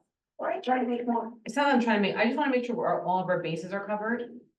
For what we need at Hendrick Hudson, right? And we have to make sure that we're covering that for our work and to support the district. Well, I think if we go back to the district goals, there's so many here, and this is where it gets really granular, because now we're looking at, I mean, some of them have 4, some of them have like 7, 8 things like this. We just need to make sure that we're holding everyone here accountable, and that, but if we're monitoring all that progress, then basically we're saying we're monitoring all of these goals. So we're kind of covering all of our bases. I agree. Okay, so. Perfect. We are landing on How many goals we got? 3. 3 big ones. And, That's it. and we are going to, I'm gonna make a list for us. I'm not. So I will bring everyone's comments together. I will make this cohesive. Carmen, I don't think we have to present this again. Like, we will put it on our website, on the board website, right? That's the next step. We don't have to bring it back again, do we? We will be I doing, think- updates to the community on it, so. Oh, yeah, but the final verbiage.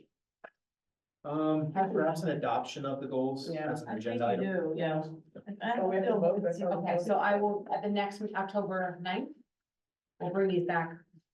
I'll send you my. Okay, and we'll make it cohesive, make it make sense, and I think we're gonna be at 3 goals. Okay? Okay, committee reports.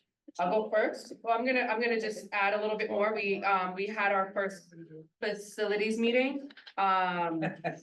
Just to give you bird's eye view again, we did start talking about that capital project with the bond that was approved back in May. Phase 1 is starting in the sense that the SED plan was submitted on August 28th. Phase 1 is all outside structure and roofing, which is about 7.5 million out of the 30 million, with a breakdown to each of the schools, based on the needs. It's pretty much all roof work, some stuff that needs to be done on the sides of some buildings, and some just minor repairs that are going to improve safety.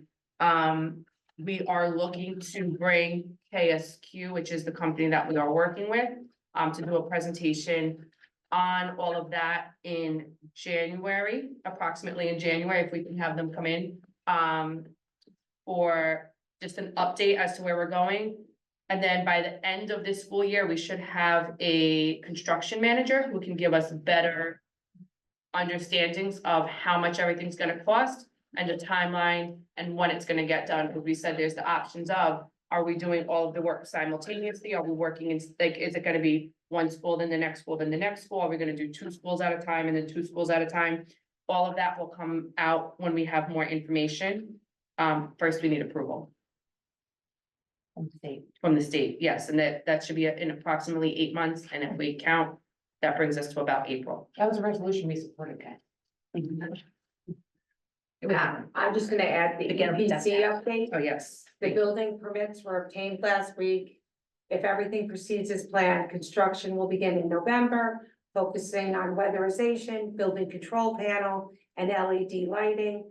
Work will be done when students are not in the building to minimize any disruptions. But it doesn't have to be a break, it could be done, they said second shift, so that could be at the end of the school day. Everything that goes with the EPC is something that should be saving us money, so all of these things should then bring back money to the district, to use somewhere else. Yes. From the budget. And then we talked about all the summer work that was done, and yeah. A lot of work. Wonderful, thanks, guys. Safety. I can help you go inside if you. Okay, perfect. So the big takeaway for safety, The town of Cortland at most of its fields. Yeah, the town of Cortland at most of its fields has AEDs, the defibrillators installed, and since they use our facilities as well, there are 3 locations in the district that have AEDs. They're in a locked box, and I understand that the process is gonna be, you would naturally dial 911. When you dial 911, they can share the code to open the AED box. And the district, Mike and Amanda are working for an alternative approach to opening the box at Furnace Woods, because there is naturally no service there to call 911, at least until the cell tower is January. completed, which we're hoping happens in January. Yeah, I'm hoping we get an update on that to make sure that's still on track. The location of the boxes in our district are, there's one at the high school in the parking lot by the track, the blue building, when you come up and go around the horseshoe back down again, where that blue storage containers, like the oval poles and stuff are housed. There's another one down at Frank G, down by the maintenance building. And then there's also one between Furnace Woods and Blue Mountain. It is on the back corner of Furnace Woods in the vicinity closest to Blue Mountain, so that it's sort of equally able to be utilized between those 2 sets of fields. The rest of the stuff that goes on in safety, a lot of it I don't believe is public. I know fire drills and other required drills are taking place in all of our buildings. The administrators in the buildings are working with Amanda to make sure that they are in compliance and get all the necessary drills done before whatever the timelines are, December 1st or something, for the number of drills they've done. I just had a question going back to the cell tower. And I'm not sure if you know, was there going to also be one in Buchanan? So there was going to be one in the VA hospital, and I believe that there was a power struggle between the company that was implementing it and the federal government over who maintained control. The cell tower companies want to control their equipment, the federal government wants to control whatever's on its land, so I don't know where we are with that. I'm not sure if Buchanan has a separate. Buchanan is working on a separate. Okay, Yeah. do we know where? Veterans Park. Yeah, Veterans Park, that's what I was. Okay, awesome, great. Yeah, it's in the works right now. I think they're trying to get contracts or something for it. There's a whole, it's in the works. At the Memorial Day celebration last year, council advisor update. Great, came up and said that they're gonna. Village Mayor. Village Mayor, sorry. Okay. Work to implement that, the village, the Veterans Park. So I think that will definitely improve. Oh, safety. so apparently the issue in Buchanan is, which I say this and everyone should know, if you're in the west side of the town, Montrose, Buchanan, Brookline area, and you dial 911, there's a good shot that you are gonna have your phone answered by someone in Rockland or Orange County, because that's the cell tower you Yes. pick up from. All the time. So it's important to know that, From a cell phone, if you dial 911. from a cell phone. I feel like happy about the bus camera, like with the tickets going Oh, live. great call. November 1st. October 1st, it goes live with warnings for 30 days. Yeah, but then. And then starting November 1st, it'll be a live ticket issued. The only area not yet covered in our district will be the city of Peekskill. They have not yet finalized the process. And because they have their own court system, the cities are not covered under the county, the blanket program that was implemented. So the small portion of our district that sits in the city of Peekskill will not be able to utilize that system yet, with at least, naturally the cameras work, but the ticketing system does. And so there'll be a month of, as you said, a month of warnings and then. Month after that. First, I think with Yep. the warning, and then. So it's then you're- November 1st, you start. If you pass the Yeah, stop sign, right? Yeah, like you pass the bus. Like if you don't wanna wait and you're like. Yeah. Cameras. People have to also be cognizant in parking lots in the Yeah. schools, Yeah. because they sometimes see the arm out and think they can go around it, but you can't. So if the bus is pulled up in front of the school, you can't pass it. Same thing on roads that have it. I don't know that we have them in our district, but with a divider, 2 lanes divider, if it's on the outside lane in the opposite direction you're heading with a divider, you still are supposed to stop. Just like stop, I don't know. So, yes, the stop, just to summarize, anytime the stop arm is activated on the school Yeah. bus after October 1st till October 31st, a warning will be issued. And then after In that. the mail. In the mail. In the mail. In the It's mail. not like live. We're not gonna stop you. and get it. Right, and then you just get a fine. And then it's a fine after that. And I think each it's subsequent- escalating. Each subsequent time it should occur, there is an increase in the fine. And the ticket is issued not to the driver, but to the registered owner of the vehicle.